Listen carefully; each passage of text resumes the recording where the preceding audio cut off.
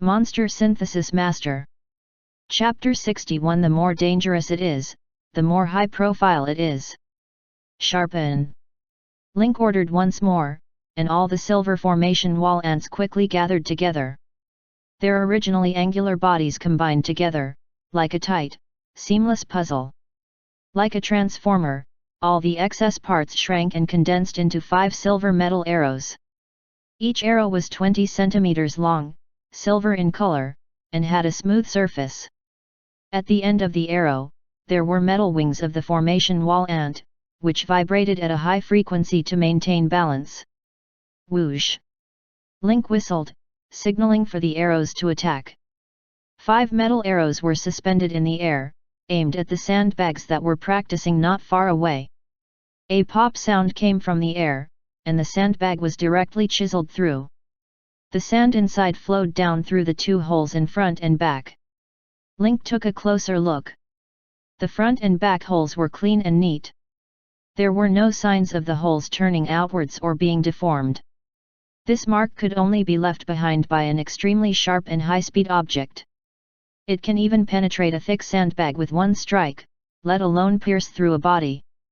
Link's eyes lit up. He took off his suit jacket and stretched out his arm. Come back. At his command, the silver formation wall ants transformed from arrows into free form and gathered on Link's arm. He curled up his body and spread his wings, forming an arm guard on his arm. Link looked at it. It was only slightly smaller than the previous arm shield, but it fit better. Link reached out to touch it. He could clearly feel the smoothness of the metal. There were no awkwardness or gaps when it was put together. It was unusually smooth to the touch. At that moment, Link didn't know if he should be amazed by the wonders of nature or the ingenuity of the nest's creation. He put on his suit jacket again, and his right arm was completely invisible to the naked eye. The silver army ant was light blue-grade, while the silver formation wall ant was blue-grade, which was slightly higher. However, in terms of defense, attack, and portability, it was improved in all aspects. 3 different forms. This thing can be used as a trump card. Different forms meant that he could have a variety of choices in battle. Throwing knives, guns, metal arrows, a formation wall for close combat, and the throat-crushing dagger, all of these expanded Link's fighting style. It solved the inconvenience of the arm shield hanging on the forearm, and he could do more things with one arm free. Link couldn't bear to part with it. His joy was beyond words. Just as Link was admiring his new pet, the blood chrysalis behind him started panting. Fu clawed a fist-sized hole in the blood cocoon with both hands, and its mouth and nose stuck out. "Boss, how did I end up in the sack?" Link looked at Afu expectantly. From the exposed nose and mouth, there was no change. "You just need to tear the sack open. By the way, how did you feel just now?" This was Link's first time synthesizing a living person, so he was curious about Fu's current state. Fu said while tearing the blood cocoon open, "I just fell asleep suddenly and had a dream. In the dream, I returned to the tribe and saw my family. After that, my father told me that you should go back, so I woke up."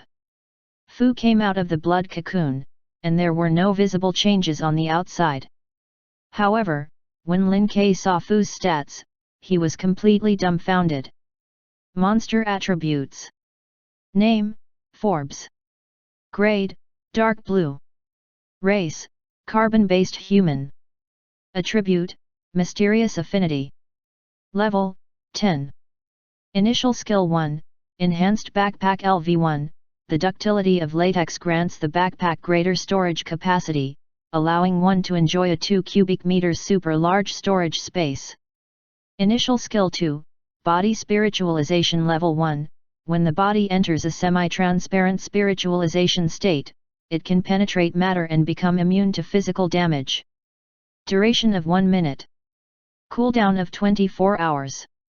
Initial skill 3, mediumship ritual, with the tribe's music and the pharaoh's shroud, you can successfully summon your ancestors. The ancestral ritual can put the soul of the dead creature into the sarcophagus. It can only be used on creatures that have been dead for less than half an hour. Initial Skill 4, Spirit Vulture Palace LV1. Spirit Vulture Palace can hold 5 souls, and can refine them into spirit essence to replenish energy.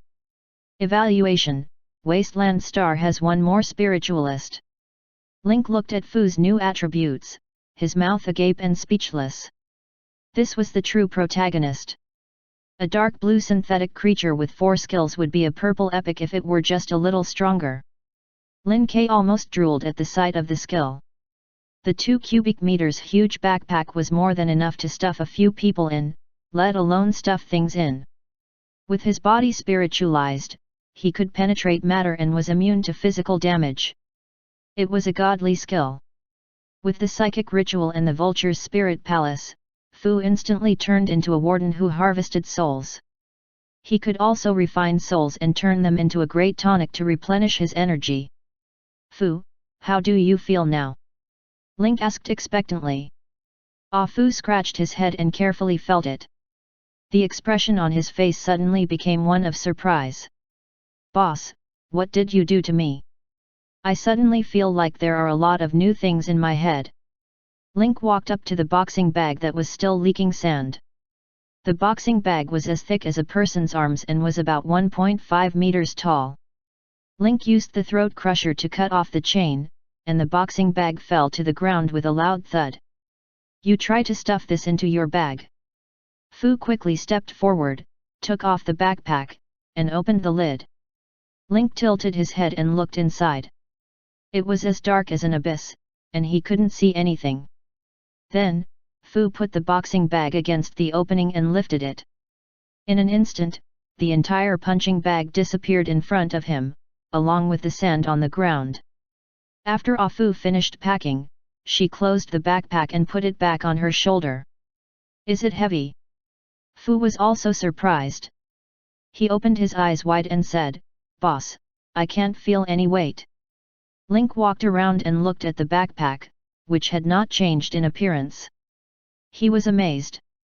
This was simply a dimensional pocket. Link didn't try to spiritualize his body or any other functions.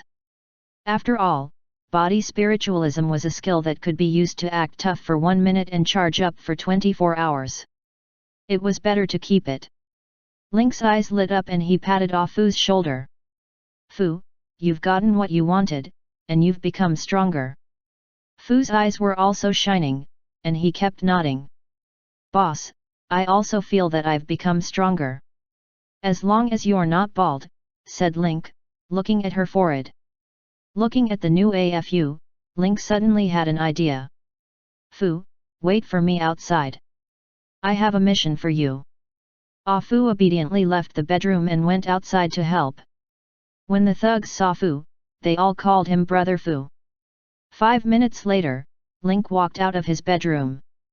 Seeing that everyone had divided the bodies according to the factions, he clapped his hands and gathered everyone. Number 3 already knew what Link was going to announce, so he remained calm. Fu and the others had looks of anticipation on their faces, wondering what good news their boss was going to announce. Platinum Hotel put a golden bounty on me, and all forces and assassins want to get rid of me as soon as possible. Even the small gangs nearby have smelled the meat and want to take the opportunity to divide up our Jack gang. Link scanned everyone's faces and said, I can't control who will take my head. However, the Pacino family, the group of 7, and the Rumen Society have sent us generous gifts. Our Jack gang can't not know the rules. We've already received the gift. We still have to return the person. Third brother, Fu. Here. Mr. Kong and Fu took a step forward together. I order the 2 of you to return the bodies of the 3 gang members. Who else is willing to come with us? Said Link, looking around. The excited faces of the hatchet men suddenly looked as if they had been doused with cold water, and their expressions were indescribably awkward. After killing the representative and hatchet man of another clan, he still had to return the corpse. Wasn't this a flying dragon showing off its might? If the other party was a little more violent, then there would be no return for this wave of attacks. The scene instantly fell silent. All the hatchet men were silent, their heads lowered, not daring to look at Link. Third brother was very anxious right now. Usually, I told these guys to read more books, but in the end, they either got Super Double or 17 cards, Kabucino, every day. Now, such a simple second level, this group of people actually didn't understand. If it was dangerous, why would the boss send him and his personal servant Fu? Even a slave like Fu, who had never seen the world, was sent out. It was clear that this mission was not dangerous at all. After a moment, a trembling hand was raised in the crowd. "I'll go." The other thugs were extremely surprised. They didn't think that someone would really go to die. But very quickly, a second person gritted his teeth and raised his hand. "I'll go too." "Good. The two of you will assist third brother and Fu and deliver the goods to our doorstep." Then, Link went straight back to his office. Third brother took the opportunity to put his arm around the thug's shoulder and said in a loud voice, "Don't be afraid. This time, all the representatives and fighters sent by the three groups have been killed. They must have received the Black Tortoise Hall's support for boss, and their boss's identity as the king of assassins painter. Now that their strength has been weakened, they are all afraid that our Jack gang will counterattack. I'll definitely be unscathed this time." These words were said to the hatchet man who was hugging him, but also to the other hatchet men who did not raise their hands. When the others heard this, they immediately came to a realization. Each and every one of them revealed a regretful expression and sighed. It was such a good opportunity to perform. Why didn't he see it just now? As the beeping sound of a truck came from outside the alley, third brother arranged for the men to move all the bodies into the truck. The fat on Fu's body trembled with excitement. This was his first time going on a mission, so he had to do it well. The boss had also given him instructions earlier. If someone were to shoot, he should immediately spiritualize his body and run out without looking back. "We're going to the Rumen Society, right? Do you know where they are?" Fu asked. The thug who followed them smiled and nodded. "Brother Fu, don't worry. With me around, I guarantee you won't have to waste any effort." Just when everyone thought that Link was a coward in the Jack gang, they were all shocked by the gang's actions. 62 Chapter 62, Delivery. Fu looked at the smiling thug and instantly felt that this person was not bad. If he needed to escape later, he could stuff him into the enhancement backpack and then spiritualize his body to escape. Not bad, the plan worked. The third brother and the other hatchet man were in charge of the group of 7 and the Pacino family. Third brother could tell that the boss had pushed Fu out to start doing things this time to accumulate reputation for Fu and to replace the dead Xiao Er. Right now, the Jack gang only had 16 men, plus the third brother, a higher up. With the current turbulent situation, he would not be recruiting in the short term. Even if it was a move, no one dared to add it at this time. Although this move would weaken third brother's right to speak and influence, he welcomed it with open arms. This meant that the boss was not controlling the Jack gang for fun. He really wanted to manage it. He would assist Fu well and make him take charge of a field while he stayed at ease as the third brother, giving advice from behind with his feather fan. Thinking about this, he actually felt a little excited. "Third brother, will there really be no problem with returning the corpses this time?" The thug at the side raised his hand and braced himself. Although third brother had already explained it to him when he was with the Jack gang, the thought of two people stepping into the territory of an enemy gang and facing the enemy's scale of dozens of people made him shiver. The closer she got, the more afraid she became. "Others may not believe it, but you still don't believe my words." Number 3 patted the thug's shoulder. "Young man, when you go in later, no matter how exaggerated the enemy's momentum is, you just have to make sure you don't show fear on your face. If you're really scared, I can teach you a trick. Just keep your eyes on the ceiling." The gangs were not far from each other. The thugs who had gone out had not returned yet, and they could not get through to him on the phone. The bosses of the three gangs were a little worried. Even if there was an argument, Shouldn't he at least return the call? Boss, the Jack gang is here. They said they're here to return the body. Both the person and the car are outside. The head of the Pacino family was currently dressed in a proper black suit, sitting at the end of the long table, with the backbone members of the family on both sides. Return the corpse? All of our people are dead. The head of the Pacino family frowned and leaned forward. The other family members sitting at the long table all lowered their heads and kept quiet when they felt the pressure from the family head. The reporting thug hesitated for a moment before nodding. Yes, the bodies are all in the truck. We've already checked them, not a single one is missing. How many people are there? 2.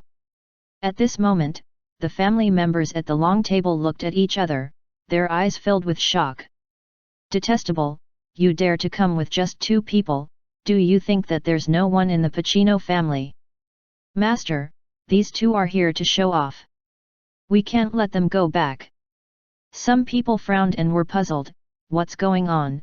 How did all of our people die? How did the Jack gang survive? Yeah, the Jack gang only has a dozen people left. Our 3 gangs added together have more than 40 people. F***ck, the other 2 sects must have sold us out.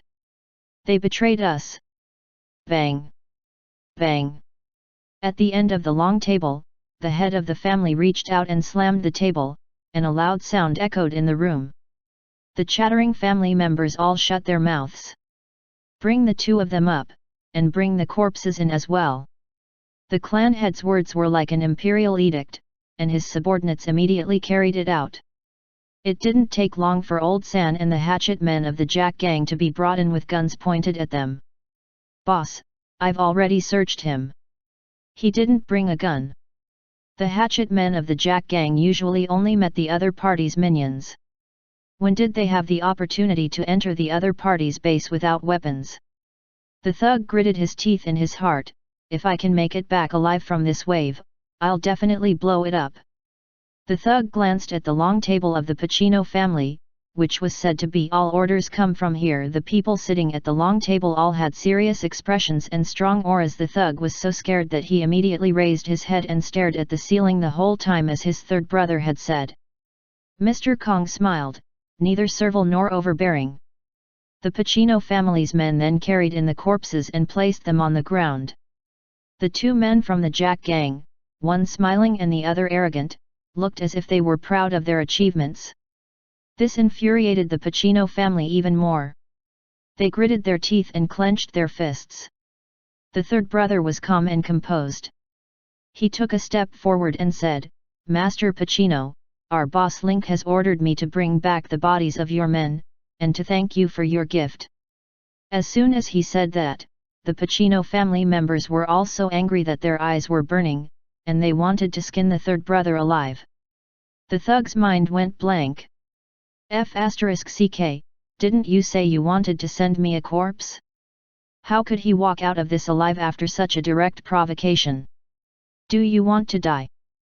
Behave atrociously in the Pacino family. Don't even think of walking out of here alive today.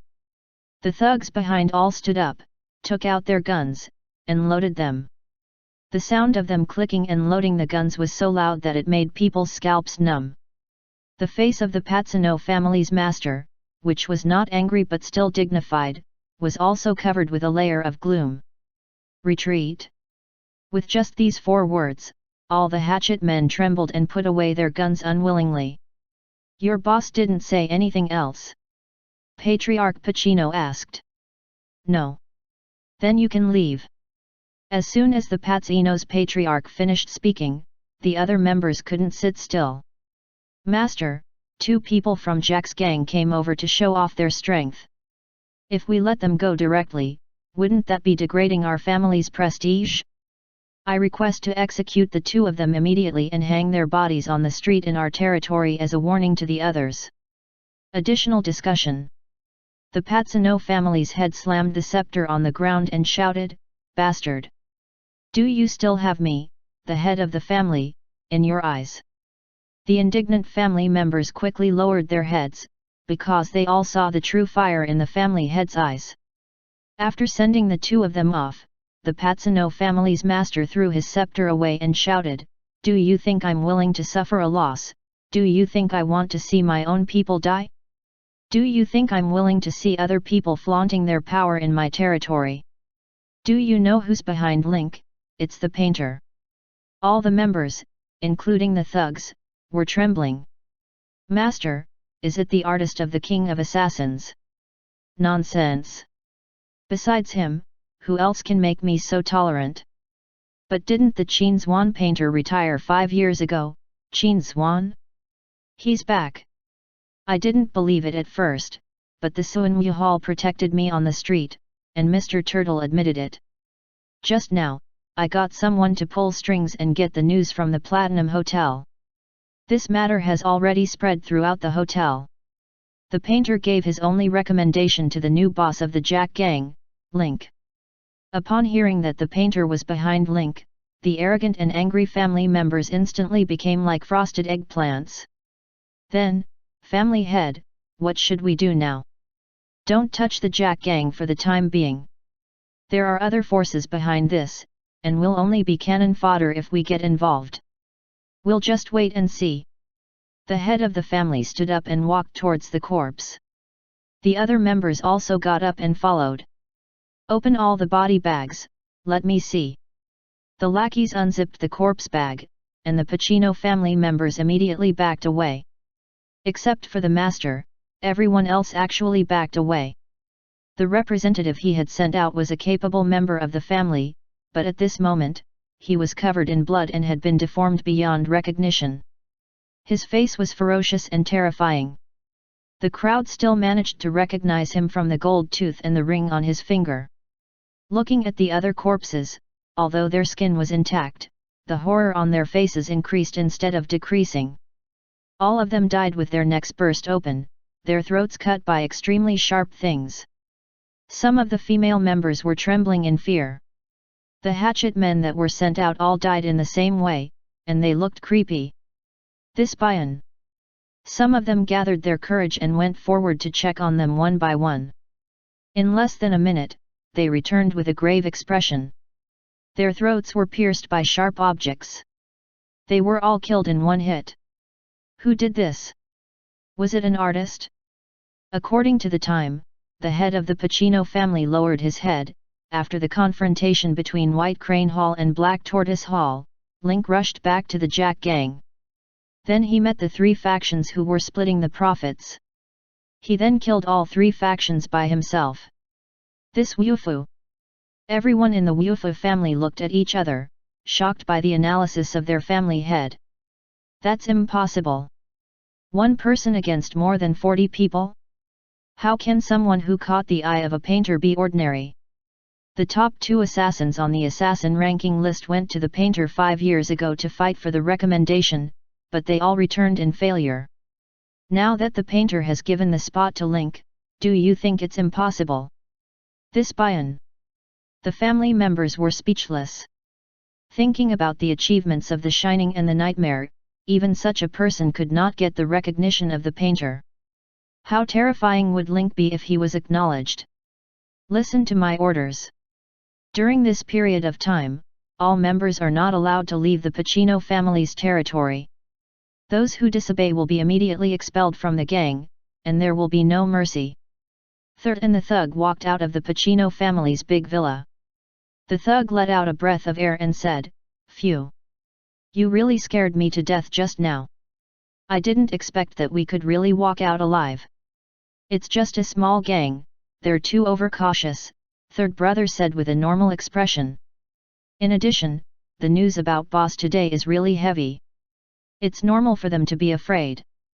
Haha, I can brag to them when I get back. I'm also someone who has escaped from the Pacino family unscathed." "Alright, stop being so smug. There's still a family of 7 to deliver. This time, I won't look up at the ceiling. I want to see their wonderful expressions, ying-ying." On the other side, third brother and the thug had finished delivering the first batch of goods. On the other side, Fu, who had just come out of his cottage, had also brought his little lackey to the territory of the Lumens. "Brother Fu, this is the Lumen Club. Fu raised his head and looked at the white church. Oh, I didn't expect the church to be involved in the gang's business. Let's go in. Chapter 63 Ah Fu's first mission. The sky was already dark, and the lights at the entrance of the church made the white church look especially holy. Fu swaggered in and shouted, "We're from the Jack gang, we're here to return the body." The thug was scared to death and quickly pulled Fu back.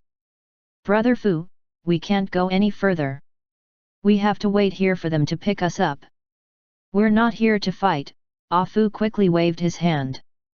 "We're here to return the body." As he said that, he pulled his underling and walked in.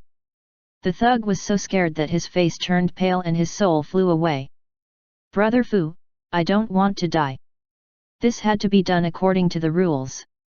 As soon as the two of them stepped through the large iron gate outside the church, more than a dozen thugs suddenly appeared from the dark and pointed their guns at them. The thug shivered in fear and quickly covered his head with his hands. "We're Jack's men, we're here to return the bodies.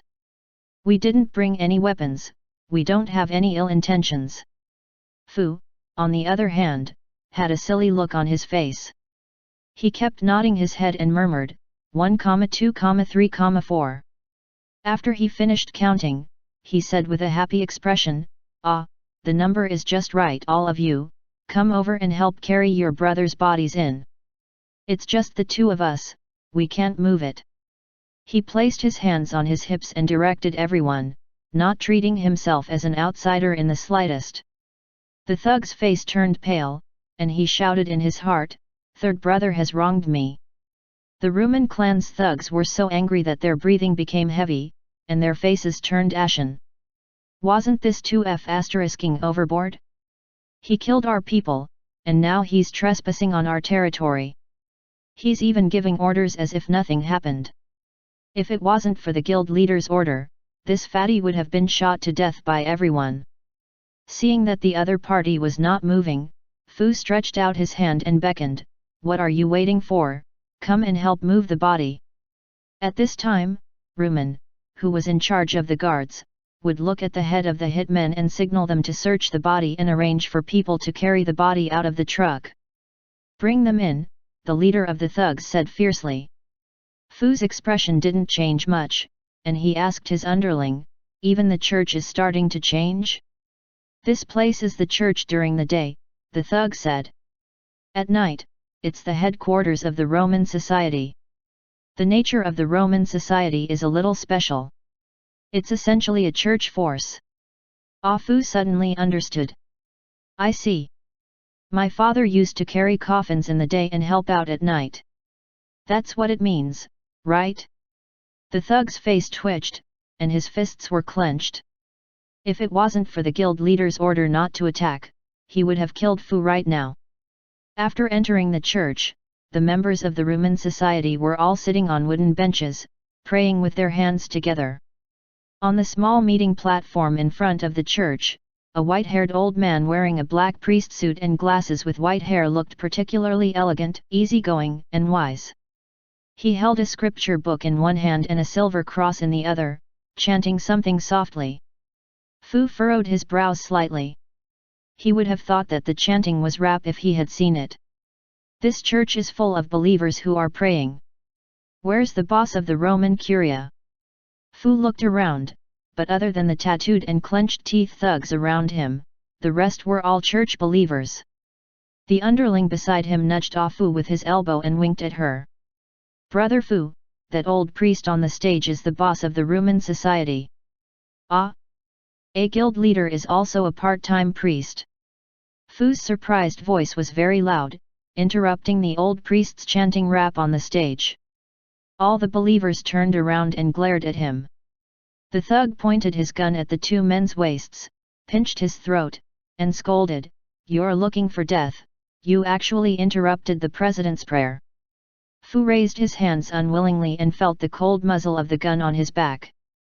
He complained, "That's your problem, okay, you didn't even introduce me when you brought me in, causing such a big mistake. If you had told me in advance, would I have caused such a big mess?" The leader of the thugs gritted his teeth in anger. This person was really throwing all the blame on him. The white-haired priest on the stage simply closed the holy book, adjusted his glasses, and walked off the stage. The believers in their seats all stood up and stared at Fu and the other person. Your boss only asked you to send the body over, didn't he tell you anything? Oh, I remember, Fu's eyes lit up. Boss said that he accepted the gift and brought the person back to you. As soon as he said this, everyone's eyes became extremely terrifying, as if they wanted to swallow Fu alive. They had already received news that the person who had returned the body to the other two families was the third brother of the Jack gang, Mr. Kong. But they sent a fool to the Rumen Union to return the body. He started to talk arrogantly as soon as he entered, and he didn't even recognize the president. Was he looking down on the Rumen gang? Fu had been laughing and joking earlier, but now he was drenched in cold sweat as he sensed danger. Fu's voice trembled as he suddenly said, "Oh, boss also asked me to bring something. Please wait a moment," Fu said as he unloaded his backpack. Whether it was the hatchet men behind them or the believers in front, they all pulled out their guns and pointed them at Fu and the hatchet men, afraid that there was something dangerous in the backpack. The thug's face was pale, and he was scared out of his wits. According to the current situation, he would definitely not be able to walk out of the church alive. "Don't just stand there, hurry up and take out the thing that boss said." The thug was dumbfounded. He didn't remember his boss asking him to take anything before he left. However, looking at Brother Fu's face, the thug still lowered his head and rummaged through his backpack. As soon as he opened the backpack, the minions who followed Fu were stunned. The backpack was pitch black, and nothing could be seen. It was like a bottomless pit. What was he looking for? However, before he could react, Fu pressed the guy's head in. Then, the thug fell into the backpack, as if the backpack had swallowed him. Everyone from the Lumen Club was so shocked by the scene that they took a step back and were dumbfounded. They had never seen a backpack that could eat people. The black muzzles were all pointed at Fu. Fu, on the other hand, had a smile on his face. He raised his backpack and said, "What do you think of this backpack, Mr. President?" The old priest could not help but smile. He was also an experienced old man, and instantly understood the Jack gang's intentions. The four sects all had different degrees of casualties. This time, the Jack gang had sent the corpses. It seemed that they were trying to suppress and win over the group, and the Rumen society happened to be the target of their alliance. Moreover, this backpack that could hold people without changing in size was indeed interesting. Now, the old priest had figured it out. No wonder Mr. Kong was in charge of the transportation between the two families, and he had arranged for someone to transport it. "From what you're saying, you're going to give me this backpack?" "No," Fu shook his head. "I just want you to see how awesome my enhanced backpack is." The old priest's smiling face froze as if liquid nitrogen had been poured on it. The gang members' relaxed expressions turned serious again. F***CK, are you F***ing playing with us? Fu instantly activated body spiritualization, and his entire body suddenly became light blue and translucent, looking like jelly. Then, Fu put his hands by his ears and stuck out his tongue at the old priest. Slightly awkward. Liu Meng would first be scared silly by Fu's spiritualization, and then he would suddenly become invisible. However, Fu's arrogant attitude immediately aroused the anger of the crowd. The people around them snapped back to their senses and fired at the same time. The church was filled with gunshots and flames. The muzzle was aimed at Fu, and the bullets whizzed in his ears. However, the dense barrage of bullets did not hit Fu. Instead, they passed through his light blue spiritualized body and hit his companion. For a time, the members of the Rumen Guild who had formed a circle around him were covered in blood and screaming. The entire church was in chaos. Although Fu knew that the bullets wouldn't hit him, he was still frightened by the gunshots from all directions. He ran out with all his might. The thugs outside the church saw the messenger from the Jack gang running out. Fu was stunned when he saw the light blue, but he immediately fired without thinking. The thugs of the Lumen Guild had just rushed out of the church when they were attacked by their own people, and a few more fell. Fu ran through the wall and disappeared without a trace. The duration of 1 minute of body spiritualization seemed very short. However, it could pass through objects.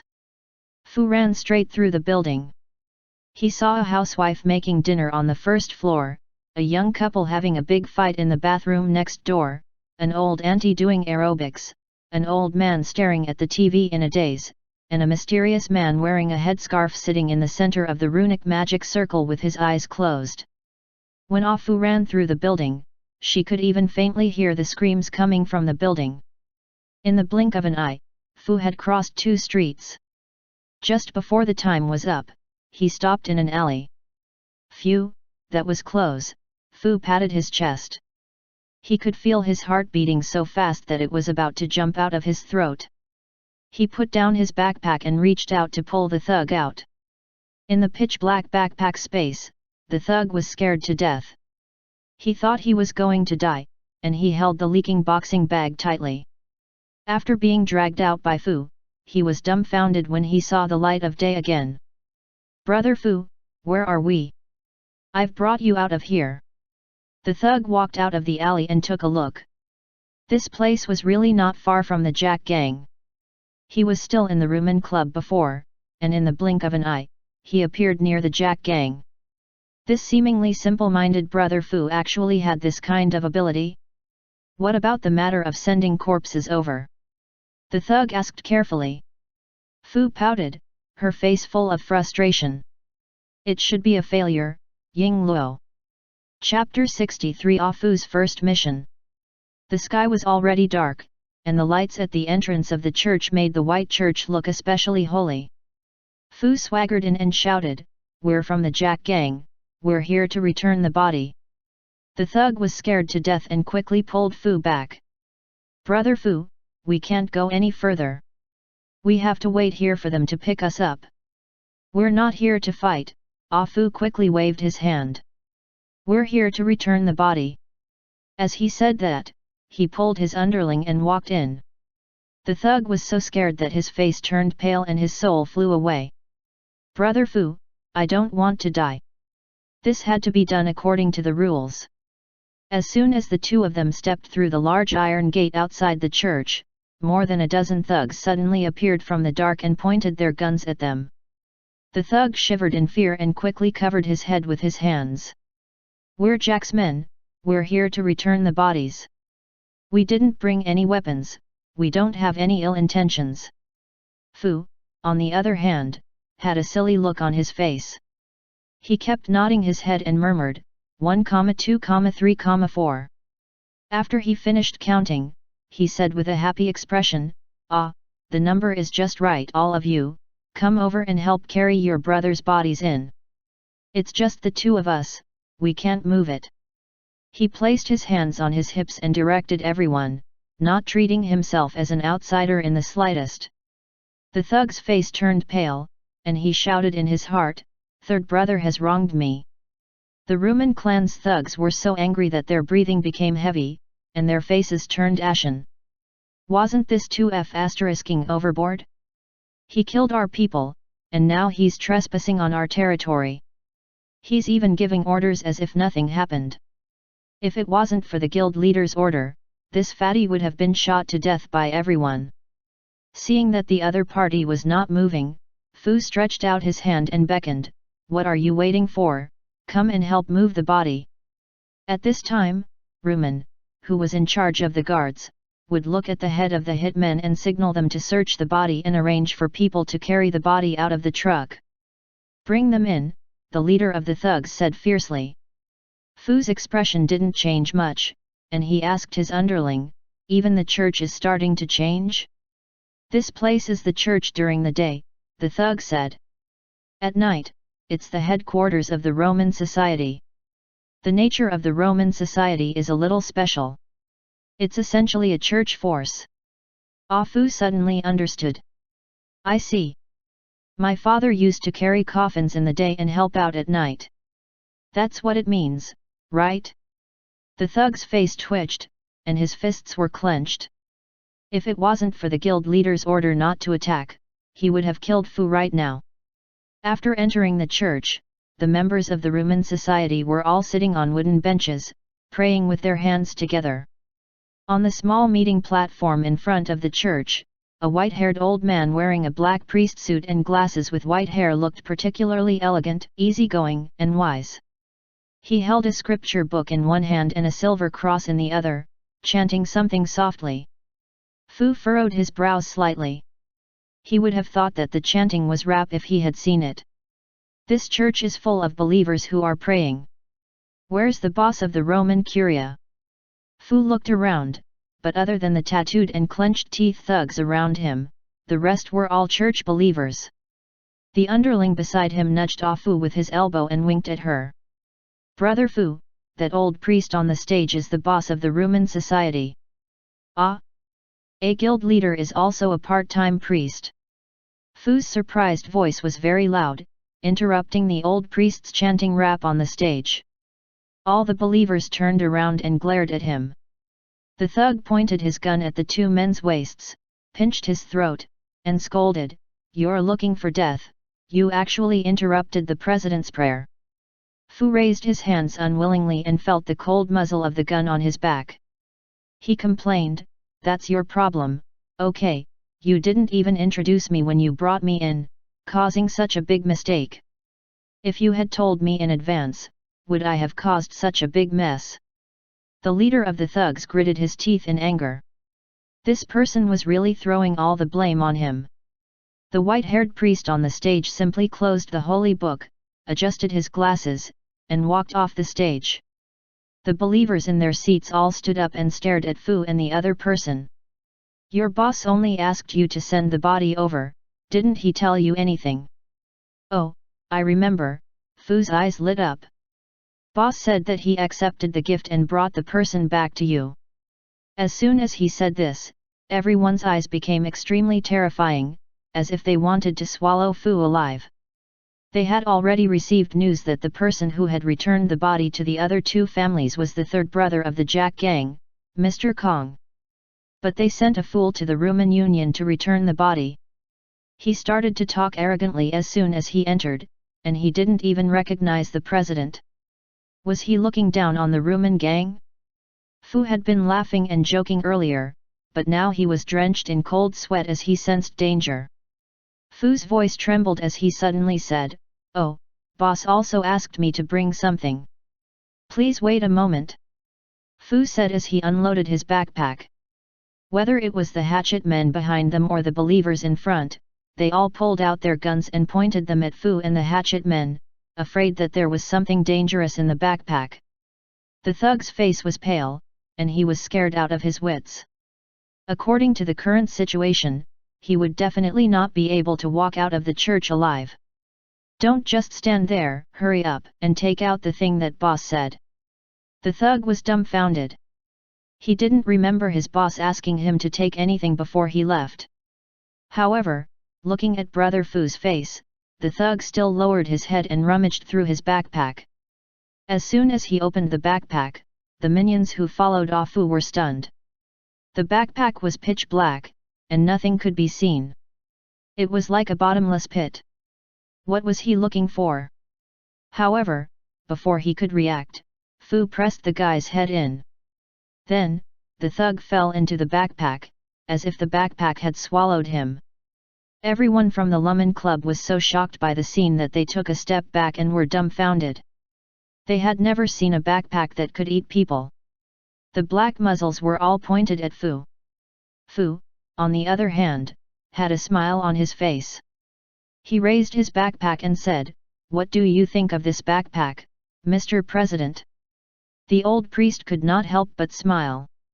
He was also an experienced old man, and instantly understood the Jack gang's intentions. The four sects all had different degrees of casualties. This time, the Jack gang had sent the corpses. It seemed that they were trying to suppress and win over the group, and the Rumen society happened to be the target of their alliance. Moreover, this backpack that could hold people without changing in size was indeed interesting. Now, the old priest had figured it out. No wonder Mr. Kong was in charge of the transportation between the two families, and he had arranged for someone to transport it. From what you're saying, you're going to give me this backpack. No, Fu shook his head. I just want you to see how awesome my enhanced backpack is. The old priest's smiling face froze as if liquid nitrogen had been poured on it. The gang members' relaxed expressions turned serious again. F***CK, are you F***ing playing with us? Fu instantly activated body spiritualization, and his entire body suddenly became light blue and translucent, looking like jelly. Then, Fu put his hands by his ears and stuck out his tongue at the old priest. Slightly awkward. Liu Meng would first be scared silly by Fu's spiritualization, and then he would suddenly become invisible. However, Fu's arrogant attitude immediately aroused the anger of the crowd. The people around them snapped back to their senses and fired at the same time. The church was filled with gunshots and flames. The muzzle was aimed at Fu, and the bullets whizzed in his ears.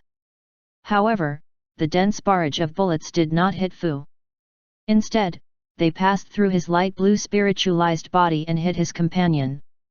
For a time, the members of the Rumen Guild who had formed a circle around him were covered in blood and screaming. The entire church was in chaos. Although Fu knew that the bullets wouldn't hit him, he was still frightened by the gunshots from all directions. He ran out with all his might. The thugs outside the church saw the messenger from the Jack gang running out. Fu was stunned when he saw the light blue, but he immediately fired without thinking. The thugs of the Lumen Guild had just rushed out of the church when they were attacked by their own people, and a few more fell. Fu ran through the wall and disappeared without a trace. The duration of 1 minute of body spiritualization seemed very short. However, it could pass through objects. Fu ran straight through the building. He saw a housewife making dinner on the first floor, a young couple having a big fight in the bathroom next door, an old auntie doing aerobics, an old man staring at the TV in a daze, and a mysterious man wearing a headscarf sitting in the center of the runic magic circle with his eyes closed. When Fu ran through the building, she could even faintly hear the screams coming from the building. In the blink of an eye, Fu had crossed 2 streets. Just before the time was up, he stopped in an alley. Phew, that was close, Fu patted his chest. He could feel his heart beating so fast that it was about to jump out of his throat. He put down his backpack and reached out to pull the thug out. In the pitch-black backpack space, the thug was scared to death. He thought he was going to die, and he held the leaking boxing bag tightly. After being dragged out by Fu, he was dumbfounded when he saw the light of day again. "Brother Fu, where are we? I've brought you out of here." The thug walked out of the alley and took a look. This place was really not far from the Jack gang. He was still in the Rumen Club before, and in the blink of an eye, he appeared near the Jack gang. This seemingly simple-minded brother Fu actually had this kind of ability? What about the matter of sending corpses over? The thug asked carefully. Fu pouted, her face full of frustration. It should be a failure, Ying Luo. 65 Chapter 65. Link drove the Will-O-Wisp V8 across the Golden Bridge and arrived at the uptown. He and Fu were both dressed in suits, fitting into the upper class. If Zhang Yang's Will-O-Wisp V8 could be changed to a solid black, then Link would immediately look like a rich man's son when he gets out of the car. Fu, when do you think you should practice your driving skills? You can't always let me drive when you go out, right? Boss, don't worry. I'll get my brothers in the gang to teach me how to drive when I get back. Fu leaned against the car window and looked at the evening lights. The uptown was full of red and green lights, and her mouth was wide open. The atmosphere lamp inside the luxurious transparent glass shined on the beautiful art. Without the dense and cramped slums, the scenery and people gave people a sense of enjoyment. When he came to the United Pharmaceutical Company with Boss in the morning, Fu didn't feel it. As the night lights lit up, the entire uptown was shrouded in a layer of yellow light. He looked at the slums on the other side of the bridge through the rear-view mirror. There were only sporadic lights, like an old man on his last breath, with no vitality to speak of. There was one more thing that left a deep impression on Fu. All kinds of cars were parked on both sides of the road in the slums, but the two sides of the uptown were lined with neat and uniform boulevard. The moist river wind mixed with the fragrance of the trees, making the whole person feel happy. Just as Fu was immersed in the beautiful and clean uptown, Link suddenly slowed down and turned right into an alley. "Boss, didn't you say the Western restaurant is in front, why did you suddenly turn?" Link glanced at the rear-view mirror and raised his chin. "There's a little tail following us. Let's deal with it first." Fu glanced at the rear-view mirror and saw that there was a car following them into the alley. "Maybe it's just going the same way as us." Fu couldn't tell what was strange about the car. Link glanced at the cars that were keeping their distance. "This car has been following us since we left the Jack gang. They kept a distance of 50 meters. After crossing the bridge, I took a total of 3 detours, but this car was closely behind me. How could there be such a strange thing in the world?" At the end of the alley, there was a wide asphalt road. The white line with fluorescent powder on the ground was clearly visible under the light. There were only a few cars in the parking lot, and under the strong light in the corner, it looked like a lonely stage. Lin Ke parked the car in the innermost space and rolled down the window. He placed his hand on the door and tapped his finger on the metal door. Soon, a car appeared in the alley. Link could see the person in the car through the bright light. The car stopped in the first parking spot, which was the furthest diagonally from the innermost spot where Lin Ke was. The buzzing car lights went out. At that moment, Fu felt the gentle night wind freeze and the atmosphere become serious. Whoosh! Link whistled, and the only high-power light in the parking lot exploded. The pieces fell to the ground and made a crisp sound.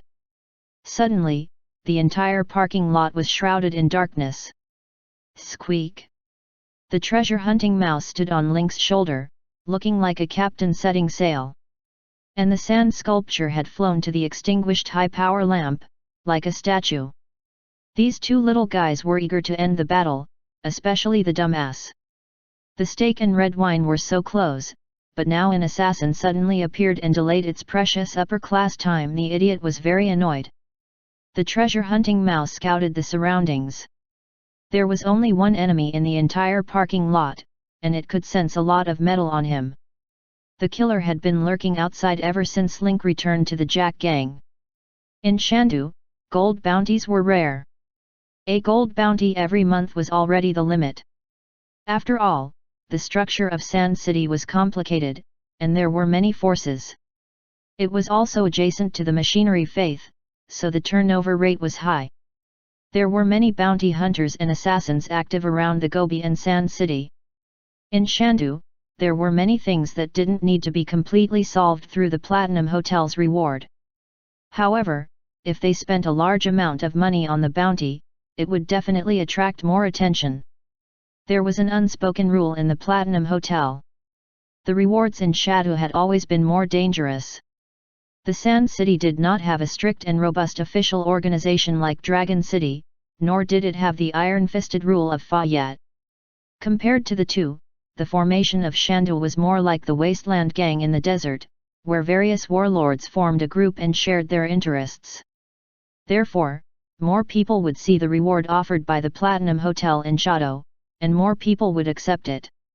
For an assassin, not only did they have to fight with the target, but they also had to be wary of the aureole behind them.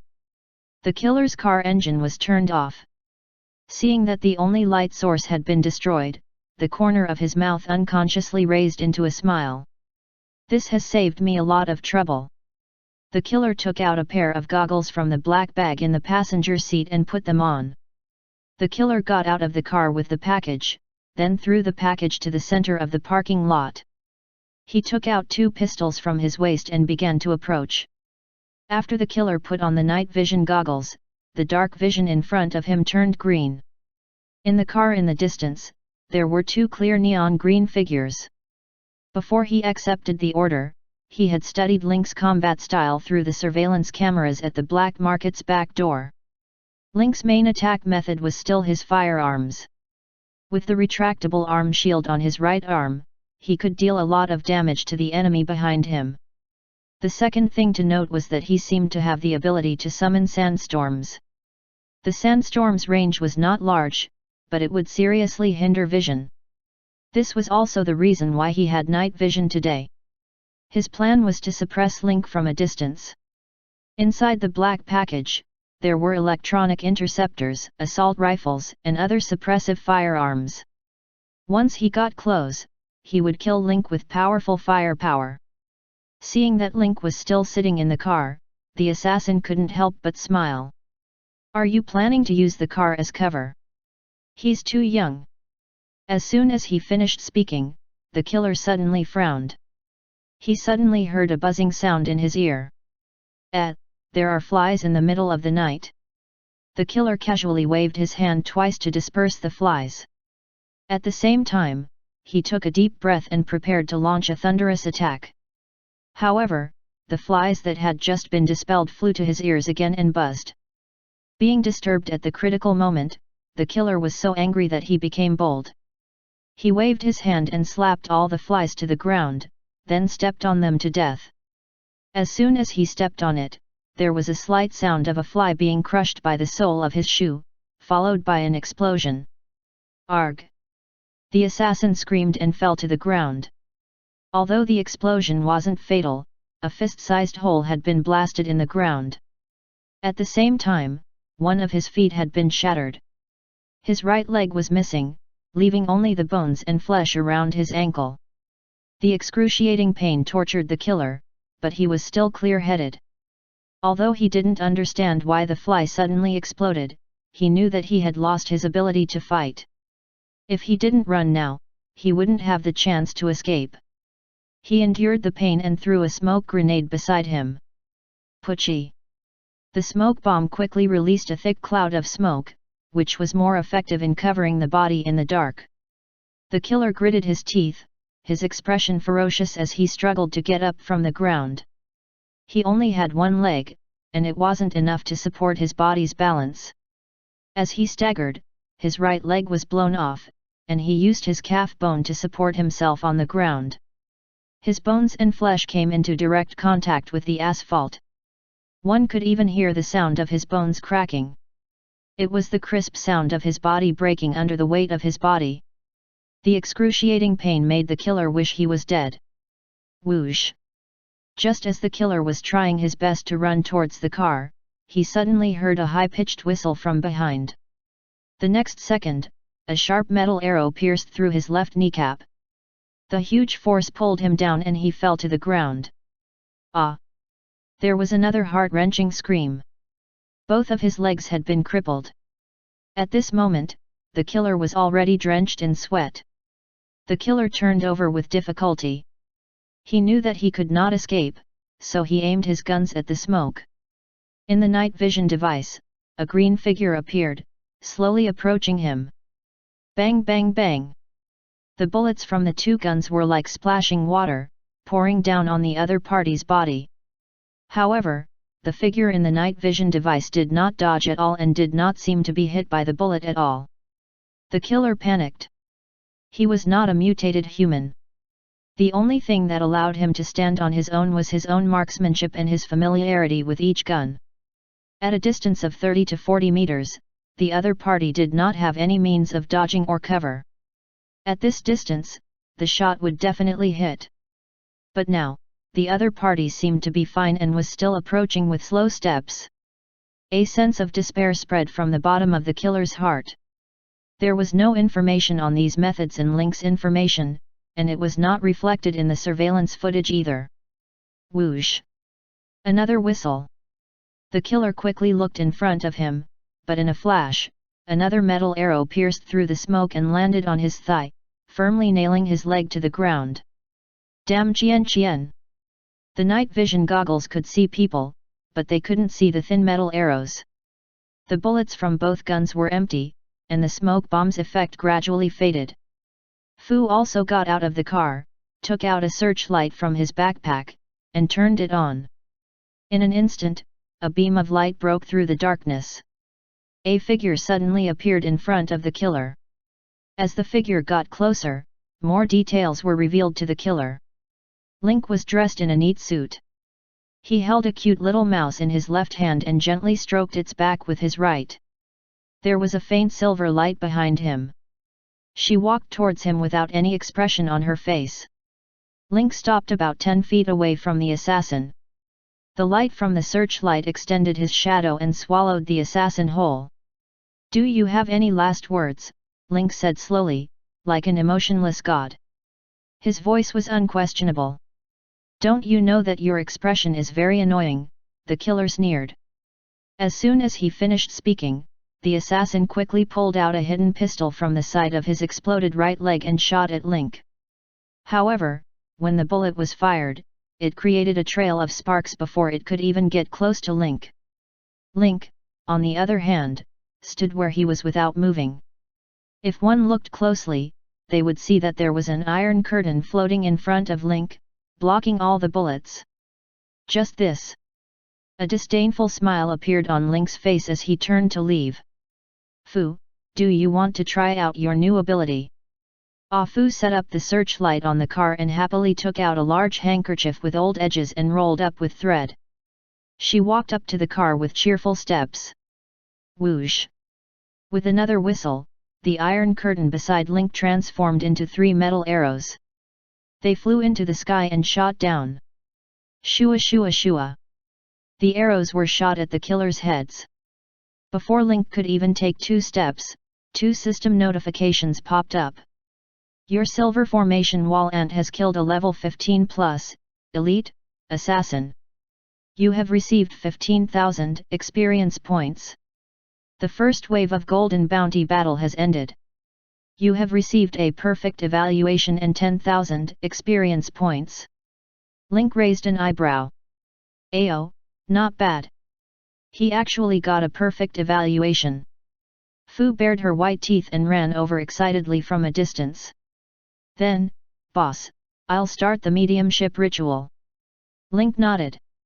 He also wanted to see what kind of ritual Fu was using.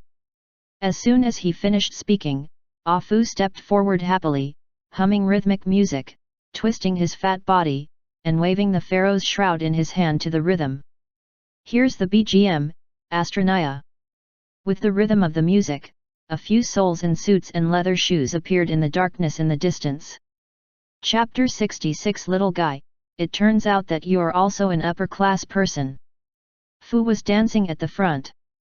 The light blue soul in the dark gradually became clearer, appearing from a distance and getting closer. The details of the soul were gradually completed. Lin Ke saw 6 people dressed in exquisite suits. They were all wearing sunglasses and their shoulders were moving rhythmically as they walked. On the shoulders of the 6 people was a lifelike coffin of Tumen Pharaoh, which moved up and down with the dance. The Pharaoh Tumen was in the shape of a coffin, with a staff in one hand and a curved scepter in the other. His hands were crossed in front of his chest. The coffin was sealed by the powerful energy of the Pharaoh when he was alive. Fu used his mouth to make a rhythmic sound at an extremely high frequency. Even the experienced Link couldn't help but be attracted by the strange music. His head moved along with it. The treasure-hunting mouse in Link's hand was tapping its 2 little paws to the beat. The sand sculpture that fell on the light lamp at a high place shook its slender neck back and forth, and it rustled every time it moved. Under the guidance of Fu's music, the 6 coffin carriers came behind him. Fu's heart was moved. He took the lead and walked toward the dead killer's body with the unique pace of his hometown. When Fu led the 6 coffin carriers near the assassin's body, they could clearly see a layer of light blue glow on the assassin's body. Then, the soul of the killer kept struggling. The coffin of the Pharaoh of Tumen opened slowly. It seemed to contain a tremendous amount of energy, and it absorbed the assassin's soul in an instant. Then, it closed slowly. At the end of the ceremony, Fu gradually slowed down, and the beatbox music in his mouth also began to go down. The figures of the 6 coffin carriers behind him gradually blurred, and in the end, they completely disappeared. When the music stopped, Link, the treasure-hunting mouse, and the statue returned to normal. As expected of a dark blue-grade pet. This demonic sound is so loud that I can't help but want to dance to the rhythm. After the ceremony ended, Fu felt it for a while, and a happy smile immediately appeared on his face. "Boss, I can feel the assassin's soul." Fu stretched out his palm, and a light blue miniature Pharaoh Tuman's human coffin suddenly appeared in his hand. Then, the coffin slowly opened. There was a complete human-shaped soul inside, dressed exactly like the killer. At this moment, the killer's soul spirit was circling around the coffin, occasionally reaching out to hit the coffin and shouting "Let me out" and so on. Then, the killer felt the coffin being opened, and a terrible pressure came from above. When the assassin looked up, he saw Fu and Link's big faces. He was so scared that he fainted. "Ah Fu, it must be because your smile was so scary that she fainted from fear." Imagine a dark-skinned face in the dark, revealing a row of shiny teeth and a pair of glowing eyes staring straight at you from a high place. Anyone would be scared to death. "Brothers, put your fear into this chapter." Fu pouted, looking depressed. "I thought I could say a few words, but I didn't expect him to faint from fear. This assassin is so timid." Link was still very curious about the Soul Vulture Palace. Seeing that Fu could materialize the coffin and that his soul could see the real world, he couldn't help but be more interested. According to this situation, they could still communicate with the souls in the Vulture Palace. There would be many more such operations in the future. Link then searched the corpse and found many things.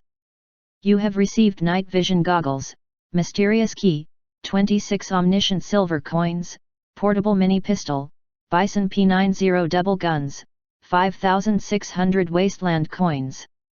Finally, he cut off the killer's head with throat crushing. The head of a level 15 elite killer could be exchanged for tens of thousands of dollars. "I have money for tonight's dinner," said Link, waving the money in his hand. Walking to the center of the parking lot, Link opened the black bag and looked inside. Inside the bag were a single-bore grape shotgun, an assault rifle, smoke bombs, stun grenades, several magazines, and an electronic frequency jammer. Buzz! It was a small mobile armory. "Come, Fu, put these in too." Link zipped up the black bag and stuffed it into Fu's strengthening bag. He would only take it out when he needed it. The sand eagle flew down from the sky and urged with a few GAGA. Lin Ke drove away from the parking lot as if nothing had happened. "Fu, look, if you knew how to drive, we could have driven that car just now. I don't know who's going to benefit from this now." "That's enough, boss," Fu nodded repeatedly. "My heart's aching. I'll practice driving when I get back." Now that there was no tail behind them, Link couldn't help but drive faster. In less than 10 minutes, they arrived at their destination for the day, Sunset Cocktail Western Restaurant. Sunset Cocktail Western Restaurant was a high-end restaurant in the uptown. This restaurant was ranked as one of the top 10 gourmet places on the wasteland. This was because fate had a hunger setting, and the game tried to pursue a realistic setting. The taste of the food was also as real as possible. For example, if you eat too fast, you'll choke on your hamburgers and sandwiches. In the early stages of the game, the players only wanted to fill their stomachs, but as the game progressed, their wallets became full, and they had free time to pursue a high-quality life. Therefore, at the end of the version, the players organized a selection of the top 10 food shrines, which was similar to the selection of Michelin restaurants. There was a waiter with a little red hat waiting at the entrance of the restaurant, helping to park the car. After handing the car keys to the waiter, Link brought Fu and the idiot straight into the restaurant. "Sir, in view of your pet, we have specially prepared a small single room for you. Look at Huahua." It wasn't without reason that it was selected as one of the 10 great gourmet sacred lands. No one could find any fault with this service. Lin Ke walked into the restaurant and was led by a waiter to a single room. Suddenly, a voice called out to Link from behind. "Benefactor, is that you?" Lin Ke turned around and saw the suitor he had saved at the city library earlier in the day. "What a coincidence, you're eating here too." Link's eyes brightened. He didn't expect to see someone familiar here. There were more than 30 million people in Shandu. It was definitely fate to meet a person twice in a day.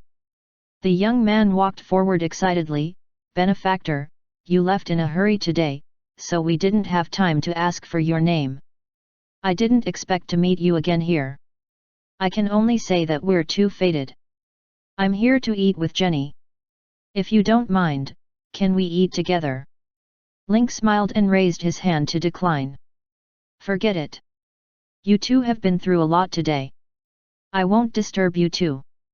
Then, please have a good meal, benefactor. Today's meal is on me. Although it's not enough to repay my kindness, it's still a small token of my appreciation. Please give me this opportunity, benefactor." "Don't call me your savior," said Link, chuckling. "My name is Link. Benjamin." The two of them shook hands, and under Benjamin's gaze, the waiter brought Link into a single room. "I'll pay for the cost of this room later." "Yes, sir." Although it was a single room, the room was fully equipped. The waiter even pushed over a children's seat and apologized. "Sir, I'm sorry. Our store has almost no experience in serving raptor pets, so we can only find this substitute for the time being. I hope you can forgive us." Before Link could say anything, the idiot's eyes lit up when he saw the word "special seat." It flapped its wings and flew to the child's seat. Its entire body was stuffed in, revealing its neck and head. In front of it was a small table for eating. It was very comfortable. "It seems that it is very satisfied with your arrangements."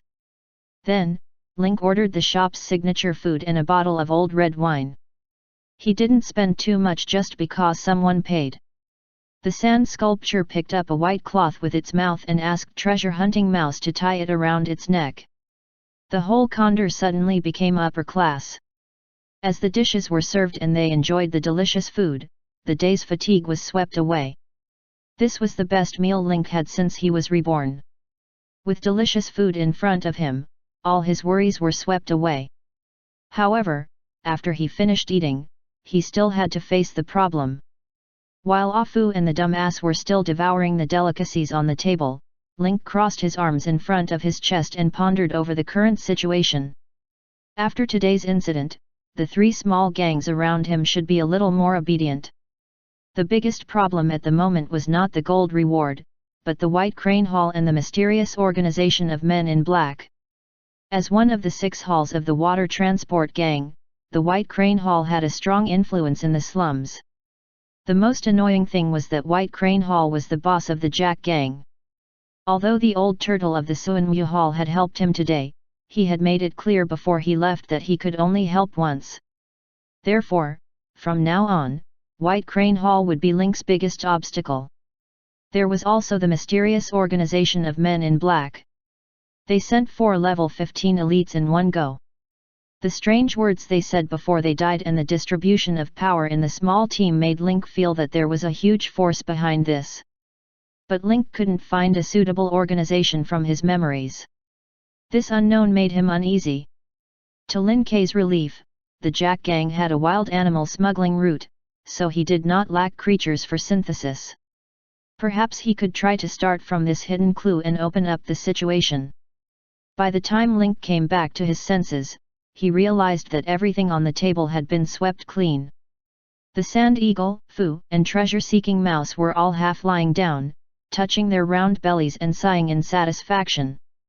"Since we're full, let's go." As Link walked out of the single room, he noticed that Benjamin and Jenny had also come out from a single room not too far away. "Mr. Lin, how was the meal? Did it suit your appetite?" Benjamin asked with a smile. "It's the best I've had since I came to Shandu." "Oh? Did Mr. Lin just come to Shandu recently?" "Yes, I just arrived 3 days ago." Link and Benjamin walked out of the restaurant and chatted as they walked. After they walked out of the restaurant, the treasure-hunting mouse, which had hidden in his pocket after eating and drinking, suddenly let out a warning sound. Zhi zhi zhi burp. In the darkness not far away, a large group of people suddenly appeared and surrounded Link. Link's expression did not change. Instead, he said to Benjamin, "I'm sorry, I have some personal matters to deal with. In order not to affect the two of you, I suggest you go back to the Western restaurant to avoid it." 67 Chapter 67, An Unintentional Willow. Benjamin looked at the people surrounding him and frowned. However, Link had already extended his hand, signaling for the two to enter the restaurant.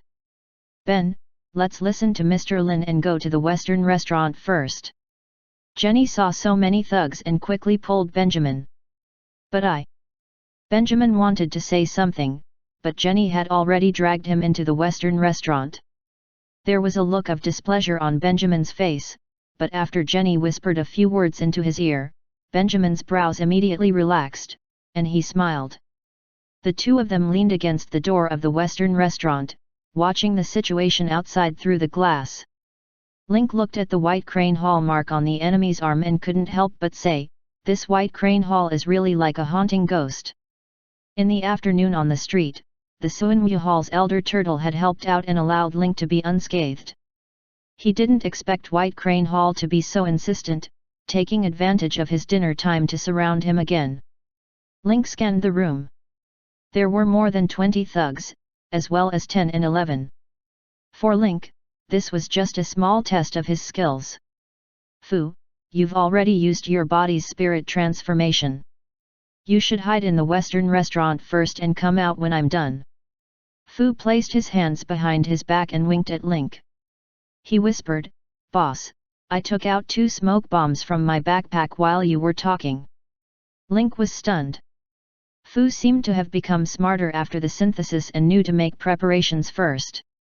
"Then you stay here and wait for my signal." The people from White Crane Hall were getting closer and closer. Link could already see 11's arrogant expression.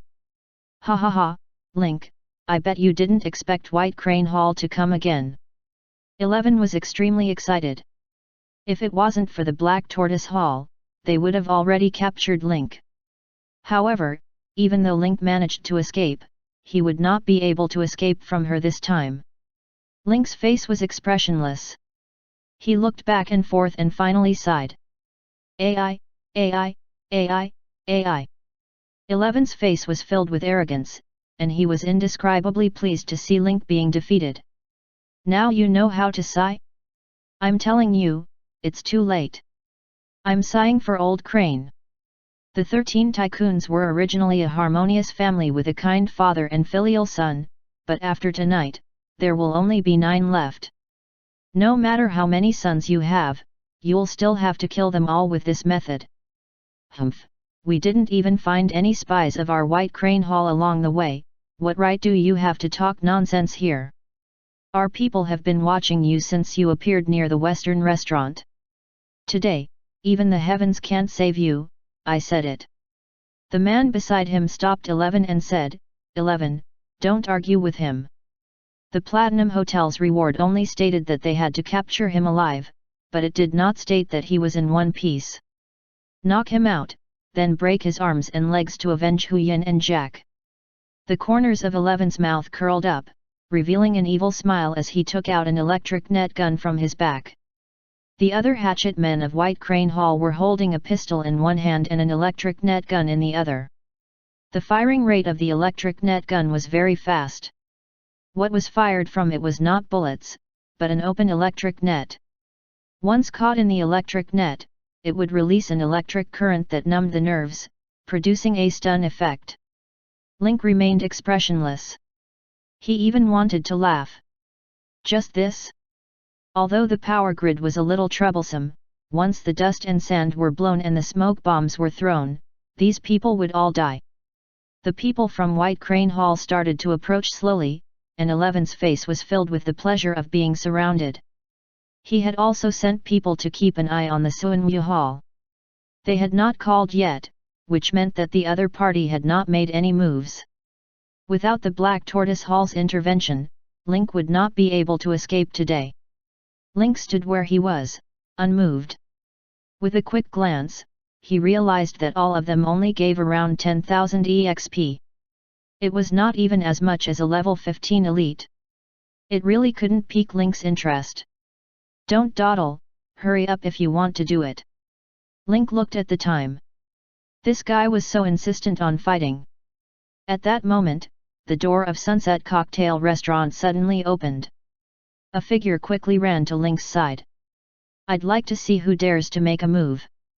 Benjamin glared at the people of White Crane Hall and scolded, it's one thing for you to create such a mess in the slums, but now you're even trying to get your hands on the uptown. Who gave you the courage to do that? 11 looked at Benjamin, the weak man, and laughed at his childish words. Humph, since when does the White Crane Hall have a separate place for business? In Shandu, there's no place that our White Crane Hall can't go. 11 straightened his back, full of confidence. The next second, he pulled out his gun and pointed it at Benjamin. If there's nothing else, get lost. If you don't leave, I'll kill you too. In the past, when 11 scared them, these self-proclaimed gentlemen would run away like rats, but this time, the weak-looking gentleman's eyes were firm and he didn't retreat an inch. Just as Link was about to say something, the treasure-hunting mouse in his pocket gave him a warning. Zhi burp. Little Treasure was pointing in his pocket, which meant that someone was approaching. Has the White Crane Hall become a common slum? How dare you speak so arrogantly? A strange voice suddenly came from behind White Crane Hall. The thugs surrounding Link turned around and saw a group of people in yellow camouflage uniforms surrounding them with assault rifles.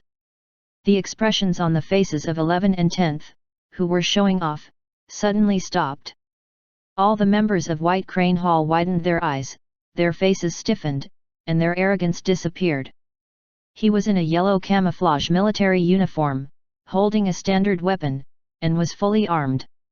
On his armband was the badge of Hunting Fox of the Shandu garrison. Everyone from White Crane Hall was breathing rapidly.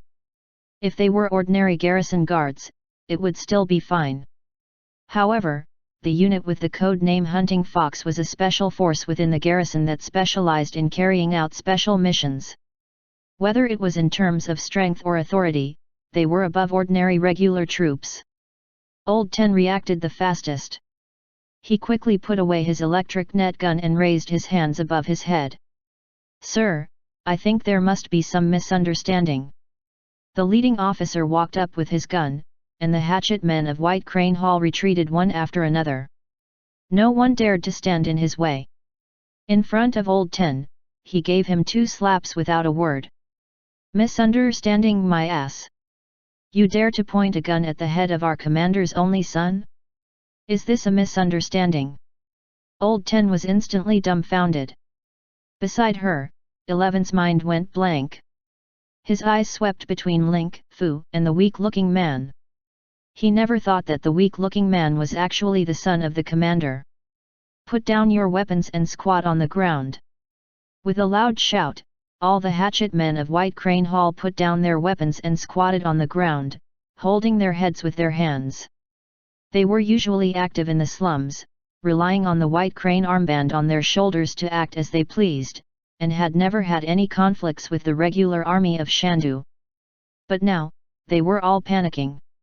The Shandu troops had control over the city and had the right to fire without limit. If the people of White Crane Hall showed any signs of resistance, or if they were suspected to be resisting, the troops could open fire without any responsibility.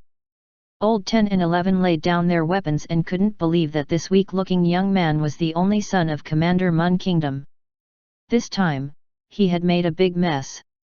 General Jean Alongso, the most powerful person in Shandu, had 4 direct commanders under him. Commander Mun was in charge of the Hunting Fox Special Force, which specialized in carrying out dangerous and complicated special missions. He was the sharp knife of the Shandu troops. With a gun pointed at the back of their heads, these thugs of White Crane Hall who usually acted like tyrants finally came to their senses. Who was the real master of the Sand City? The leader of the special forces quickly walked in front of Benjamin and saluted him. "Young master, are you all right?" Benjamin's brows were tightly knitted together, his face had an expression of disbelief. There's actually such an arrogant gang in Shandu. They even dare to come to the uptown to cause trouble. I've never seen such a gang before. It's not important if they hurt me or not. The main thing is that this group of people want to cause trouble for my benefactor. You know how to deal with them, right? The leader of the special forces glanced at Link and replied, "Understood." Benjamin nodded in satisfaction, then turned to Link and smiled, "Benefactor, this is my official way of repaying you for saving my life. In the future, this group of people will not harass you anymore." When the special forces soldier came out, Link had guessed that Benjamin's identity was not ordinary. She didn't expect him to be the only son of Commander Mun Kingdom. A true upper-class person. It was really an unintentional move. Many thanks. Link didn't say much, so he just showed Benjamin his favor. Old 10 and 11 were specially taken care of by the special forces. For example, they tripped repeatedly during the escort process, and then deliberately hit the corner of the door when they were escorted into the armored vehicle. They didn't dare to complain even though their heads were bleeding. A waiter drove Lin K's will-o-wisp V8 out of the parking lot. Link said goodbye to Benjamin and drove off. Benjamin looked at the car that was driving away, and only put down his hand after it disappeared from the road. At that moment, the captain of the special forces, who was protecting Benjamin, came over from the armored vehicle and said, "Young master, we've already brought them to the car. I will tell them to restrain themselves after the White Crane Hall." Benjamin nodded in satisfaction and could not help but ask, "How about this? My benefactor saved my life at the city library today. I finally have a chance to return the favor." The captain of the special forces hesitated for a moment before saying, "Young master, there's something I don't know if I should say." "Go ahead." "In fact, Zhen, you were really helping the thugs of White Crane Hall today. How is this possible?" Benjamin was shocked. "Sir, if you really make a move, none of the members of White Crane Hall here will survive. If it wasn't for young master suddenly running out from inside, those people would have all died today." Benjamin was flabbergasted. Not only was his benefactor knowledgeable, but he was also so powerful. Then wouldn't I be a hindrance today? Not only did I fail to help my benefactor, but I've also caused more trouble for him. Young master, you don't have to worry about this. When we reach the White Crane Hall, I will naturally have a way for you to help the other party." Benjamin elbowed the captain of the special forces and said, "Then who will win if you fight with your benefactor?" The captain thought for a while and said, "If I lead the special forces, he'll definitely die. However, if we were to fight one-on-one, I would definitely be the one to die." 68 Chapter 68 The Mysterious Link.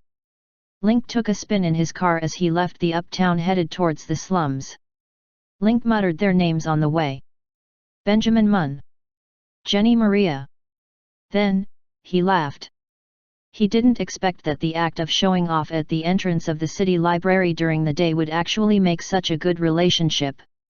Although he didn't make a move in the end and spared their lives, it didn't seem to be a bad thing. First, it was the Suanwu Hall, then it was the only son of the Shadow Special Forces Fox Hunter Mun, followed by the retired king of assassins John.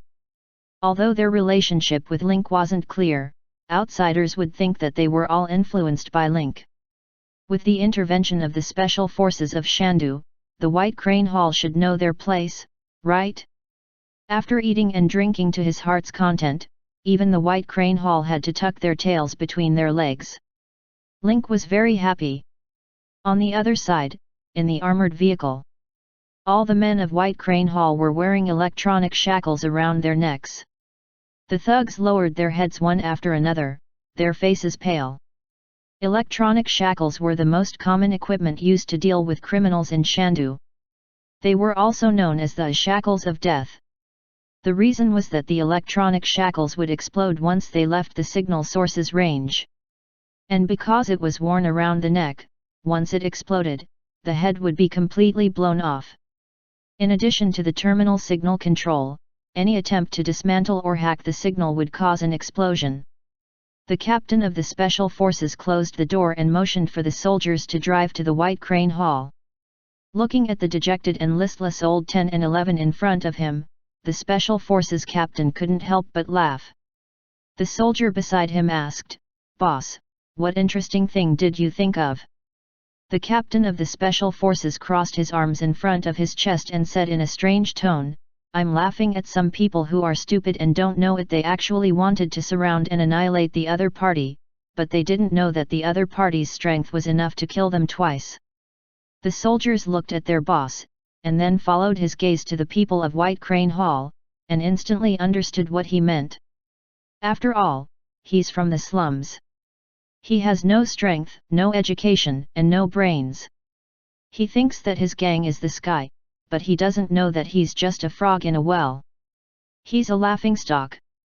Hearing these harsh words, the people of White Crane Hall did not dare to have any opinions. On the other hand, old 10 and 11 clenched their fists so tightly that their knuckles cracked. "Tisk, I thought you had the guts to refute me. I didn't expect you to be a coward."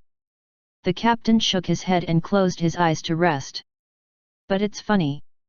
We were ordered by the commander to protect the family. We thought the commander would attack with his iron fist and the people who would cause trouble would be from the enemy forces. I didn't expect it to be gangs from the slums." Under the mockery and sarcasm of the two, the Special Forces team soon arrived at the building where White Crane Hall was located. The Special Forces soldier urged the prisoner to get out of the car. Then, the captain took the lead and walked straight to the building with his gun. "Stop!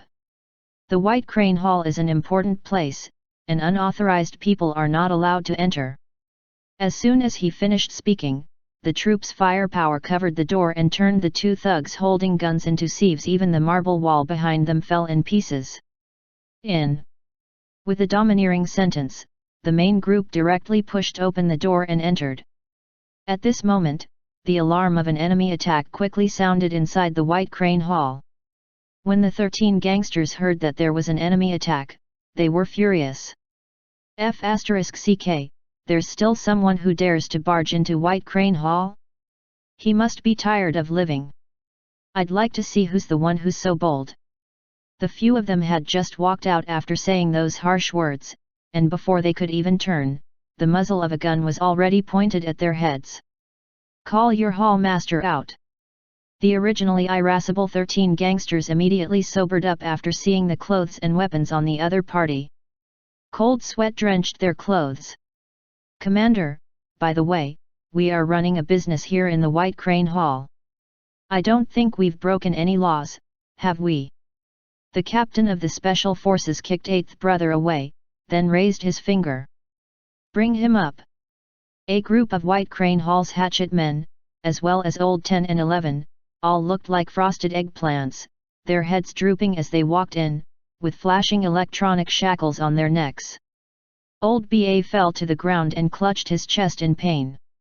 His mind went blank when he saw that everyone who went out to carry out the mission had been arrested by the Shudu troops. The others also ran out, and when they saw the Special Forces armband, they didn't even dare to breathe. "Didn't you say you were going to catch Link? Why did you attract the fox hunting Special Forces here?" Old Crane was sipping tea in his study when he received news from his adopted son. He grabbed his shoes and hurried to the main hall. "I'm sorry, I'm Hitanjian, the leader of White Crane Hall. I heard that the soldier is looking for me." The captain of the Special Forces didn't give the other party any face and said directly, "Link is our young master's savior. Our young master has said that we can't encircle and annihilate Link in the future. Do you hear me?" Old Crane had a flattering smile on his face. His domineering air of a hall leader during the day had vanished, and he was now acting like a servant. "Yes, yes, yes. I'll be more strict in the future and restrain my subordinates. I definitely won't send anyone to encircle Link." Don't worry, General. The Special Forces captain's tone was emotionless.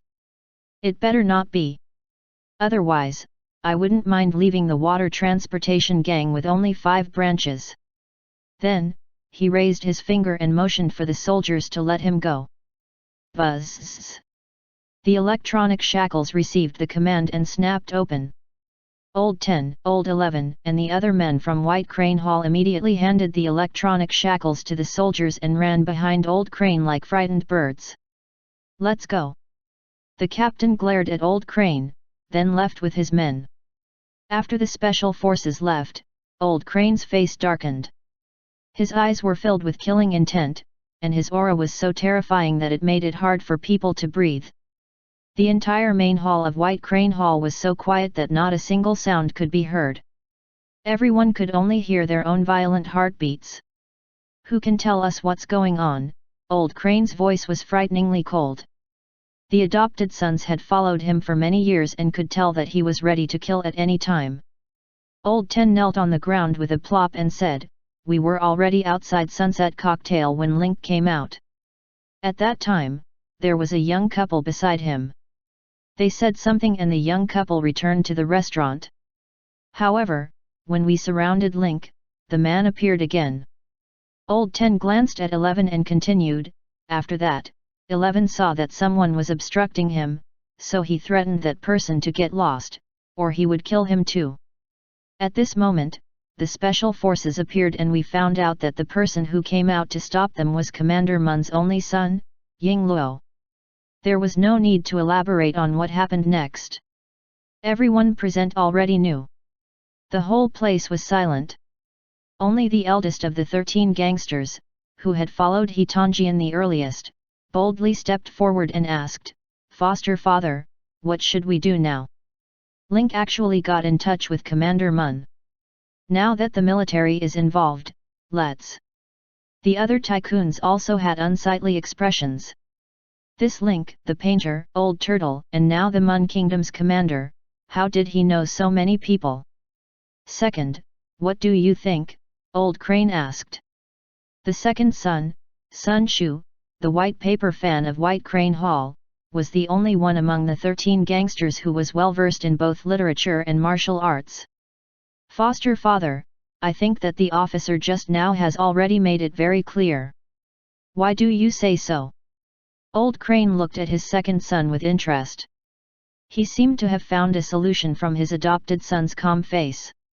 Sun Shu took a few steps and said, "The officer just now only told us not to encircle and annihilate them. Moreover, he has made it clear that he is following the orders of his young master and not his own will. As long as we can make the other party report, he will not make things difficult for us." At this, the other security guards all frowned. 11, who was kneeling on the ground, couldn't help but say, "If we can't surround him, what can we do to Link?" Sun Shu smiled as he looked at his foster father, Elder He. Old Crane was smiling as well. Lin Ke stopped the car by the road and walked into the Jack gang with Fu. As soon as he entered the alley, he heard the laughter inside. Looking at the door, 3 men were guarding the door diligently. The first thing they did when they heard the sound of the alley was to point their guns at the darkness. The bouncers celebrating on the open-air balcony also immediately put down their entertainment and pulled out their guns. "It's me." Hearing Link's voice, everyone heaved a sigh of relief. Link was glad that everyone was on guard. "All right, you 3 can go in as well." Link hugged the 3 poor guards. "But boss, if there's no one guarding the door, wouldn't it be very dangerous if someone attacks at night?" the 3 of them asked in a hurry. Link pointed at the burping sand sculpture on the roof of the balcony. "It's enough." "Boss, is it okay to go out for a meal?" Third brother came over to welcome him. "This is the most comfortable meal I've had since I came to the Sand City," said Link, smiling. "Oh, right. I'm going to the basement. You guys can continue." As for Fu, he had already been surrounded by the other thugs, who kept calling him Brother Fu. They all pestered Fu to tell them how he had shocked the entire Lumen Club. Not long after Link entered the room, third brother's phone buzzed. He took out his phone and saw another big piece of news. Number 10, Number 11 of White Crane Hall's 13 gangsters, as well as more than 20 thugs, have been caught by the fox hunting special forces of Shadow at the entrance of Sunset Cocktail Western Restaurant in the Uptown. All of them have been sent to White Crane Hall. Fox Hunter Special Forces, Commander Mun is in charge of the troops, directly under the guards of Shadow. After reading the message, third brother frowned. She put away her phone and got closer to the crowd. She hugged Fu and asked, "Brother Fu, where did you and boss go for dinner today?" Ah Fu scratched his head. "Sunset Cocktail Western Restaurant. You don't have to say. The steak there is really delicious." Number 3 left the crowd silently and stood on the open-air balcony. Looking at the reflection of the stars in the canal, he couldn't help but sigh. "Boss, how many more identities do you have?" In the blink of an eye, they were involved with the Shandu military again. Although he couldn't see through his mysterious boss, the third brother was still very happy. After the military's appearance this time, White Crane Hall should be more restrained. As for Link, he entered the basement and turned on the lights. See the chapter for the actions. The lion, tiger, and wolf hunchbacked cried in unison, as if it was an animal mating event. Chapter 69 Continue the synthesis. Link scanned through the cages. There were lions, tigers, hounds, white-headed sea eagles, mutated wolves, and alpacas. These were all the wild animals that had not been sold in the basement of the Jack Gang. Lions and tigers were the fiercest wild animals, and they were also the most sought-after and distinguished beasts in Shandu. These two were the main sources of profit from reselling. As for the remaining hounds, white-headed sea eagles, mutant wolves, and alpacas, they would all be sold depending on the situation. Link moved a chair over and leaned back in it with his legs crossed and his hands crossed in front of his chest. Link decided to keep the hunting dog and the white-headed sea eagle for his own use. The hunting dog was a good guard at home, and if the white-headed sea eagle was fused well, it could complement and perfect the sand eagle. Link had seen it the last time he was here. This white-headed sea eagle was a female. Yes. It was time to find a companion for the idiot. As for the mutant wolves, Alpaca, and Suani, they were not as strong as the other two. Link stared at the mutated wolf, and the mutated wolf also bared its fangs and stared back at Link. His throat made a vibrating sound, as if he was declaring his sovereignty over this territory. The mutated wolf had black fur all over its body, and its bloody mouth was constantly emitting the primitive aura of the wilderness. Its pair of dark green eyes made people shiver. After the radiation, the mutated wolf's blood would turn fluorescent green, and its speed and explosive power would be greatly improved. But because of the radiation, it made its temperament even more brutal and difficult to tame. If he wanted to sell it, he had to find the right buyer. The last alpaca glanced at Link and continued eating. He chewed the grass in his mouth, his eyes full of disdain. Mutant wolves and alpacas were not easy to sell. He really didn't know why he had bought them at that time. If he wanted to get rid of it now, he would have to synthesize and modify it. After a few days of battle, Link had come up with an effective synthesis strategy. Small insect-type creatures were most suitable for attacking. Whether it was the silver formation wall ant or the self-destructing fly, their small target, easy to carry, and difficult to detect were all advantages in battle. As an air unit, the sand eagle was more responsible for reconnaissance and surprise attacks. As a ground unit, the treasure-hunting mouse acted as a radar and could give Link an effective warning every time. Link's first target was the white-headed sea eagle. Because of his beast-taming special skill, Link could now communicate with the beasts. Walking up to the cage, Link stared into the eagle's eyes and said, "Submit to me, and I'll help you find a tall and handsome partner." The white-headed sea eagle tilted its head and looked at Link. It suddenly caught and flapped its wings in the cage, kicking up a lot of dust. "All right, wait here, I'll bring it over for you to take a look." Link quickly walked out and grabbed the statue by its neck, returning to the basement. Patting the sand sculpture's sleepy eyes and shaking his neck, Link said, "All right, stop sleeping. I'm going to introduce you to a girl, so you better perform well." Hearing that there was a girl, the dumbass immediately woke up. His body tensed up and his head held high. He spread his wings and shook Link off, indicating that he wanted to go in himself. He jumped down the steps like a duck. As soon as he entered the basement, the sand eagle saw the white-headed sea eagle at a glance, and his eyes went blank. The white-headed sea eagle in the cage was also staring at the sand eagle. The sand sculpture walked in with his hands behind his back, looking like a leader who had come to give guidance. The sand eagle passed by the white-headed sea eagle but did not stop. Instead, it patrolled the other animals. After making a round, he went back to the basement stairs. As soon as he hit in the blind spot, the sand eagle could no longer hold on and stuck to the wall, its two wings covering its thumping heart.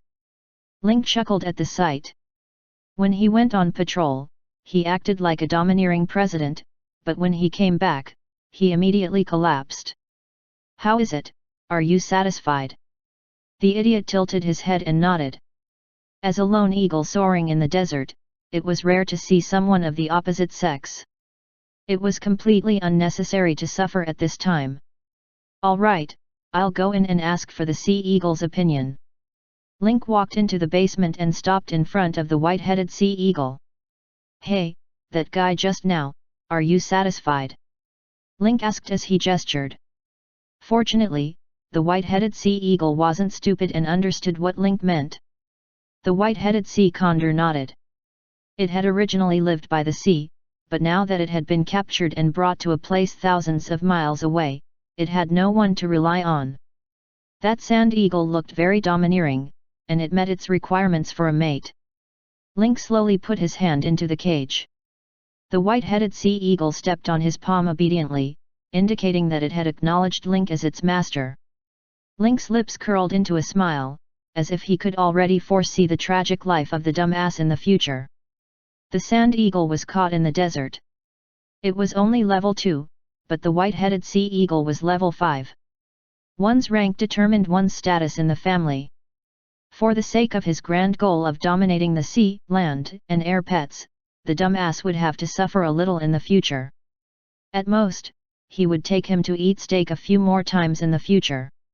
Link already had a plan for the synthesis of the white-headed sea eagle. He entered the synthesis interface and the white-headed sea eagle appeared in the synthesis column. Next, he only needed to add 2 materials. Sand Eagle's ability was Sand Tornado, which was a support-type skill. Therefore, it was best for the white-headed Sand Eagle to have an offensive skill, so that the effect could be maximized in pairs. The first material Link put in was a throwing knife. The second material he took out was a round object wrapped in plastic. This was a paralyzing poison made by squeezing the purple dream silk and daffodils into juice. When Link went to the weapon shop at noon, he used the shop's compressor to make it into sheets. When he needed to use it, he only needed to pour it out, pour water, and mix it. Whitehead Sea Eagle, adult, plus throwing knife, white, plus paralyzing poison, green, equals. Success rate, 70%. Bone synthesis will consume 60 health points. Do you wish to synthesize? Yes/no. A 70% success rate had already exceeded Link's expectations. Synthesis. Link chose to combine them without hesitation. Soon, the blood thread wrapped around the white-headed sea eagle.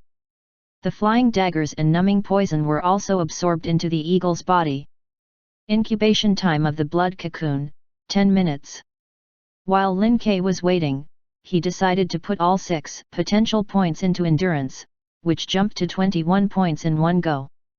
Throat Crusher and Wolf Fang gloves had increased his strength and agility by quite a bit. Now, he added the remaining potential points to endurance so that he could synthesize a few more times every time he leveled up. After that, Link set his sights on the alpaca. This thing was useless to him, so the best way was to sell it. The rich and powerful would definitely not be interested in the alpacas, but he could consider selling them to the ladies or young ladies of the rich and powerful families. Link's eyes brightened. He quickly had an idea. Link walked out of the basement and saw that Fu was still surrounded by a crowd. The surrounding thugs' eyes were shining with admiration. It's all thanks to boss's good teaching. I was just an unremarkable chef in the Wasteland gang. It was all thanks to boss's guidance that he was where he was today. If you guys perform well in the future, boss will definitely not treat you badly. That's right. Brother Fu is already so powerful. How could boss be weak? Upon hearing this, the hatchet men all yearned for it. Link's system showed that the loyalty level of the goons had increased slightly. Just then, number 3 noticed Link leaning against the door. He stood up and walked over. Boss, do you have any orders? Link dusted off third brother's shoulder and said, does our Jack gang have any perfume? Third brother was stunned for a moment. He never thought that his boss would actually look for this thing. Wait a moment, boss, he said after some thought. I think I found a few bottles when I was cleaning up Shaw's room. Number 3 quickly went to get it, and soon there were 3 bottles of perfume in his hand. Okay, you can go back to your work. Link entered the basement swiftly. If he wanted the rich and powerful ladies to like it, he had to have stunning colors or a mesmerizing fragrance. So, Link decided to use perfume to modify the alpacas. Alpacas didn't have much desire to attack. Link simply grabbed a handful of grass and coaxed it. Alpacas had a high affinity with perfume, with a 90% success rate. But Link was in a dilemma. Should I use a few bottles of perfume? The alpaca was about 1.2 meters tall and 1.5 meters long. From Link's understanding of wild beasts, this was an alpaca in its youth. There was a very obvious problem with alpacas in their adolescence. They grew up, ate a lot, and had a fast metabolism. So, if I only use 1 bottle of perfume, it doesn't seem to be enough after the synthesis. Link thought for a moment and decided to place all 3 bottles of perfume on the table. This was just like opening a restaurant to do business. The dishes could be salty rather than light. Alpaca, growing period, plus perfume, white, equals. Success rate 90%. Bone synthesis will consume 40 health points. Do you wish to synthesize? Yes/no. Synthesis. The perfume in Link's hand disintegrated and disappeared from his palm. The alpaca that he touched with his other hand had many blood vessels crawling up it. Soon, it was wrapped into a large blood cocoon. It looked a little like a pixiu. It was a blood-red horse. Incubation time of the blood cocoon, 10 minutes. After multiple synthesis experiences, Lin Ke had a better understanding of the incubation period. Link was now certain that the incubation time was not solely dependent on the creature's level. It was also related to the creature's size and the materials used. The white-headed sea eagle was a level 5 creature, and the alpacas were only level 2 creatures, but both of them took 10 minutes to hatch. He still had 110 HP left, so he was considering which animal to attack next. At this moment, the blood cocoon in the iron cage made a rustling sound. The white-headed sea eagle used its beak to pierce through the blood cocoon and squeezed out a head. Monster attributes. Name, White Saber Sea Eagle. Grade, Green. Race, Eagle. Attribute, Nature Affinity. Level, 5. Initial Skill 1, Sky Full of Blade Feathers LV1, the white-bladed sea eagle's feathers are as sharp as blades. It can release 10 flying feathers to attack the enemy. Each flying feather deals 20 points of damage. Limited to 2 uses per day. Initial Skill 2, Poison. The white saber sea eagle's blood contains paralyzing poison. Different degrees of paralyzing effect will be caused after being scratched by its beak, claws, and feathers. The time taken to take effect depends on the opponent's natural resistance. Description: the white-bladed sea eagle symbolizes freedom. When it spreads its wings, it can be vaguely heard in the shadows. I can't breathe. 70 Chapter 70 Soul Lamp. As expected, the synthesis effect is just as I thought. Link's eyes brightened. He had imagined that the combined white-bladed sea eagle would be a poisonous double-winged blade. The combined white-bladed sea eagle was more in line with the biological settings. It could launch flying feathers for long-range attacks, which greatly prevented injuries from close combat. Link opened the cage. The white-headed sea eagle cried out and jumped out. It went to the stairs to look for the sand eagle. On the other hand, the sand eagle was so nervous that it closed its eyes and pretended to be asleep. The white-headed sea eagle moved closer to the sand eagle's corpse, lowered its head, poked it with its beak a few times, and sniffed it, but there was no reaction. Link couldn't help but shake his head. As expected. Girls from the West Coast are more passionate and open. After combining two in a row, only the hound and the mutant wolf were left. Link observed their body sizes and decided to modify the hound first. This time, Link took out his revolver and took out 4 bullets of misfortune. In any case, the bullets of misfortune would refresh at 0 o'clock every day, so it would be a waste not to use this magical material. Seeing Link approach, the hound actually stood up and stuck out its tongue, wagging its tail. Its eyes were bright. It took it as Link was here to save it. After all, there were lions and tigers on the left and mutated wolves on the right. It was the only hound in the middle, shivering in fear as it felt the aura of the big bosses. Now that it saw someone coming to save it, it immediately expressed goodwill. Link patted the hound's head. The hound squinted its eyes and leaned in, enjoying it. "Be good and listen to me, I'll let you out later." Link looked at the success rate of the hound and the bullet of misfortune. He couldn't help but frown. A success rate of only 40% was simply too low. The hound of misfortune plan had failed before it even started. Link patted the hound's head helplessly. "I'm sorry. I don't have any suitable materials on me. I'll have to trouble you to stay in the cage for another day." The hound seemed to understand Link's words. It rubbed its head against Link's hand, its big, watery eyes filled with innocence and pity. It was as if it was telling Link to come and save it tomorrow. After comforting the hound, Link heard the sound of a blood cocoon being torn open from the alpaca cage behind him. It was accompanied by a burst of fragrance. Link turned around and saw that the alpaca had completely broken free from the blood cocoon. Monster attributes. Name: Vanilla Mud Horse. Grade: White. Race: Camel. Attribute: None. Level: 2. Initial Skill 1, Fragrant Breath. The breath and saliva of the vanilla mud horse have its own fragrance, and the fragrance of the person who is struck by it can last for a whole day. Description: a fragrant alpaca that can make a person happy for an entire day. A friendly reminder: when you introduce its name to others, remember not to speak too loudly, in case you get beaten. After reading the name of the alpaca, Link was confused. The system has confirmed the name Ghost Talent. However, the effect of the vanilla mud horse was indeed impressive. It had its own perfume and didn't even need a nozzle. The fragrance lasted for a long time, completely surpassing the perfume products on the market.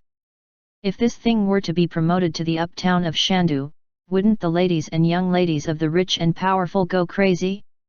Link turned around and saw that the white-blade sea eagles were still circling the sand eagle. Their eyes were gentle as they looked around anxiously. Link walked up and put his arms around the eagle's neck. He turned around and said, "Little White, you should come with us today." The white-blade sea eagle followed behind Link. Seeing the sand eagle being held by the neck, its face was full of worry. By the time Link came out of the basement, the men outside had already dispersed. Only 2 or 3 people were left on the balcony to keep watch. When Link walked out of the room, the thugs on the chairs immediately stood up. Their expressions were fearful but respectful. "Boss. Sit down, wear more clothes during the night watch, don't catch a cold." With that, Link placed the sand sculpture in a small nest made from scrap paper in the corner of the open-air balcony. He then placed the sleeping sand sculpture in the nest. The thug on night watch saw the white-bladed sea eagle behind Link and couldn't help but gape. "Boss, isn't that the sea eagle in the basement? Why can't it run?" "It's fine. I've already tamed it. In the future, it will guard the Jack gang with the sand eagle." The three thugs were in awe. It had only been a few hours, and their boss had cooked another eagle. This beast taming skill was truly profound. The white saber sea condor jumped into its nest and tried to get closer to the sand eagle. Link looked at the idiot who was pretending to be asleep. He couldn't help but smile and mumble, "His acting tough is just like a little virgin." When he saw a beautiful woman, he didn't dare to look straight at her, and he even had to use some self-proclaimed cool actions to attract the attention of the opposite sex. The other party was clearly close to expressing his goodwill, but he still had to pretend to ignore it. In reality, he was panicking inside. F***ck, there's the flavor of an idol drama now. Link waved his hand and said to the thug, "Don't worry about them. If they sense any movement outside, they'll tell you." The three thugs looked at each other in disbelief. When Link returned to his room, he found that Ah Fu was still waiting for him. Fu knew that Boss could enhance animals' abilities. When Boss came back and went straight to the basement, he already knew what Boss was going to do. "Ah Fu, after you wake up tomorrow morning, come with me to the Platinum Hotel." "But Boss, isn't the Platinum Hotel still offering a reward for you?" Fu asked in shock. "We'll be walking right into their trap if we go there. The Platinum Hotel's rules come first. As long as no one dares to make a move when I enter the underground black market, what's the harm in putting a bounty on me? Let's go hand in the assassin mission tonight, then go to his little gold vault and loot it. Wouldn't it be beautiful juice?" Fu's little eyes lit up when he heard that there would be loot, and treasure hunting mouse also crawled out of his pocket. "All right, go to sleep." It was a quiet night. The next morning, when Link opened his eyes, the first thing he saw was a ball of fur swaying in front of him. Link grabbed the treasure hunting mouse and wiped the drool from the corner of his mouth. She had eaten delicious food last night, but she still had a craving in her dream. Squeak! The treasure hunting mouse did not struggle, because it knew that it was futile. After the boss finished wiping its mouth, the treasure hunting mouse jumped onto Link's chest and gestured with its hands and feet. Link's eyes were drowsy, and he looked at the treasure hunting mouse's performance with a blank expression. After the treasure hunting mouse finished its performance, it pointed to the side with its little paw. Link turned around and saw the items on the table. He was so shocked that he jumped up from his bed. The treasure hunting mouse lost its balance and fell on the quilt. On the table next to him was an exquisitely made lamp, gilded with gold and embedded with diamonds. The most important thing was that the core of the lamp was still lit. The entire lamp was 10 centimeters high, and it wouldn't be a problem to sell it for thousands or even tens of thousands. This was not what surprised Link the most. What surprised him the most was that he recognized it. This was the tool used by spiritualists to cast the reverse spell Soul Lamp. "Lil Bayo, where did you get this?" Link was dumbfounded. The most important thing was that Lil Bayo was only a dozen centimeters long. The fire on it was still burning even after he brought it back. The treasure hunting mouse pointed outside. It then rolled, climbed walls, and even somersaulted. Link was dumbfounded. Is this stealing or parkour? In short, after reading it, Link concluded that its origin could not be traced. Link got off the bed and looked at the soul lamp. Soul lamp. Grade, dark green. Level, 12. Usage instructions: gather all 7 soul lamps to cast the reverse spell. Usage requirement: advanced spiritualist. Evaluation: pure hell flame, cannot be extinguished. Link picked up the soul lamp and examined it. It was shaped like an unknown flower. The burning lamp in the middle was the pistol and the wick. Beside it were 3 petals, surrounding the pistol in the center. The 7 lanterns and 3 petals represented the 3 souls and 7 spirits of a human. Reverse was of little value to players. Its effect was to summon the soul of a dead person back for a week. However, it was a good thing for NPCs. However, because the requirement for using it was an advanced spiritualist, it was rarely seen. Generally, rich people who were afraid of death would collect this thing and use it on their deathbed to finish their unfinished business. Link glanced at the smug treasure-hunting mouse and felt a headache. This thing was either made by a rich family or obtained from an advanced spiritualist. Link scratched his head, feeling troubled. The soul lamp was still burning, which meant that they were in the midst of a ritual. If Xiaobao had stolen the soul lamp, wouldn't that mean that the ritual was going to fail? *CK, this thing can't be kept. Link muttered to himself for a moment before an idea struck him. Little treasure, go and get Fu. The treasure-hunting mouse jumped off the bed and quickly went to the bedroom next door. It jumped onto Fu's chest and started a series of continuous skills. Number. Fu woke up. After a while, Fu ran over in a hurry. Boss, you were looking for me. Pack up and come find me in the basement, said Link, gesturing for Fu to put on some clothes. The best way to destroy them was to synthesize them, after which these materials would disappear without a trace. When Fu arrived at the basement, he saw his boss scolding Xiaobao seriously. Yes, your job is to find treasures. I'm not afraid that you'll cause trouble for me, but I'm afraid that you'll be discovered and die. Squeak. I'll let you search for the treasure, but you have to pay attention to your safety in the future. If you feel any danger, you must come back, do you hear me? Squeak. Seeing that your attitude is correct, I'll let you off this time. The treasure-hunting mouse quickly climbed onto Link's body and sneaked into the pocket of his beloved suit. When Link saw that Fu had arrived, he immediately said, Fu, how long will it take you to condense the soul you collected last night into soul essence? A few minutes, Fu said, scratching his head. Boss, are you going to use the essence of the soul? The faster the better. All right. Earlier, Link had gone to the basement and tried to combine the hound and the soul lamp. He discovered that the success rate was as high as 95%. However, the soul lamp was dark green in quality. Link decided to synthesize a big one. After thinking about it, the only thing that could be combined was soul essence. A moment later, a pearl-emitting blue soul waves appeared in Link's hand. It was also a dark green soul essence. Hound, adult, plus soul lamp, dark green, plus soul essence, dark green, equals success rate of 110%.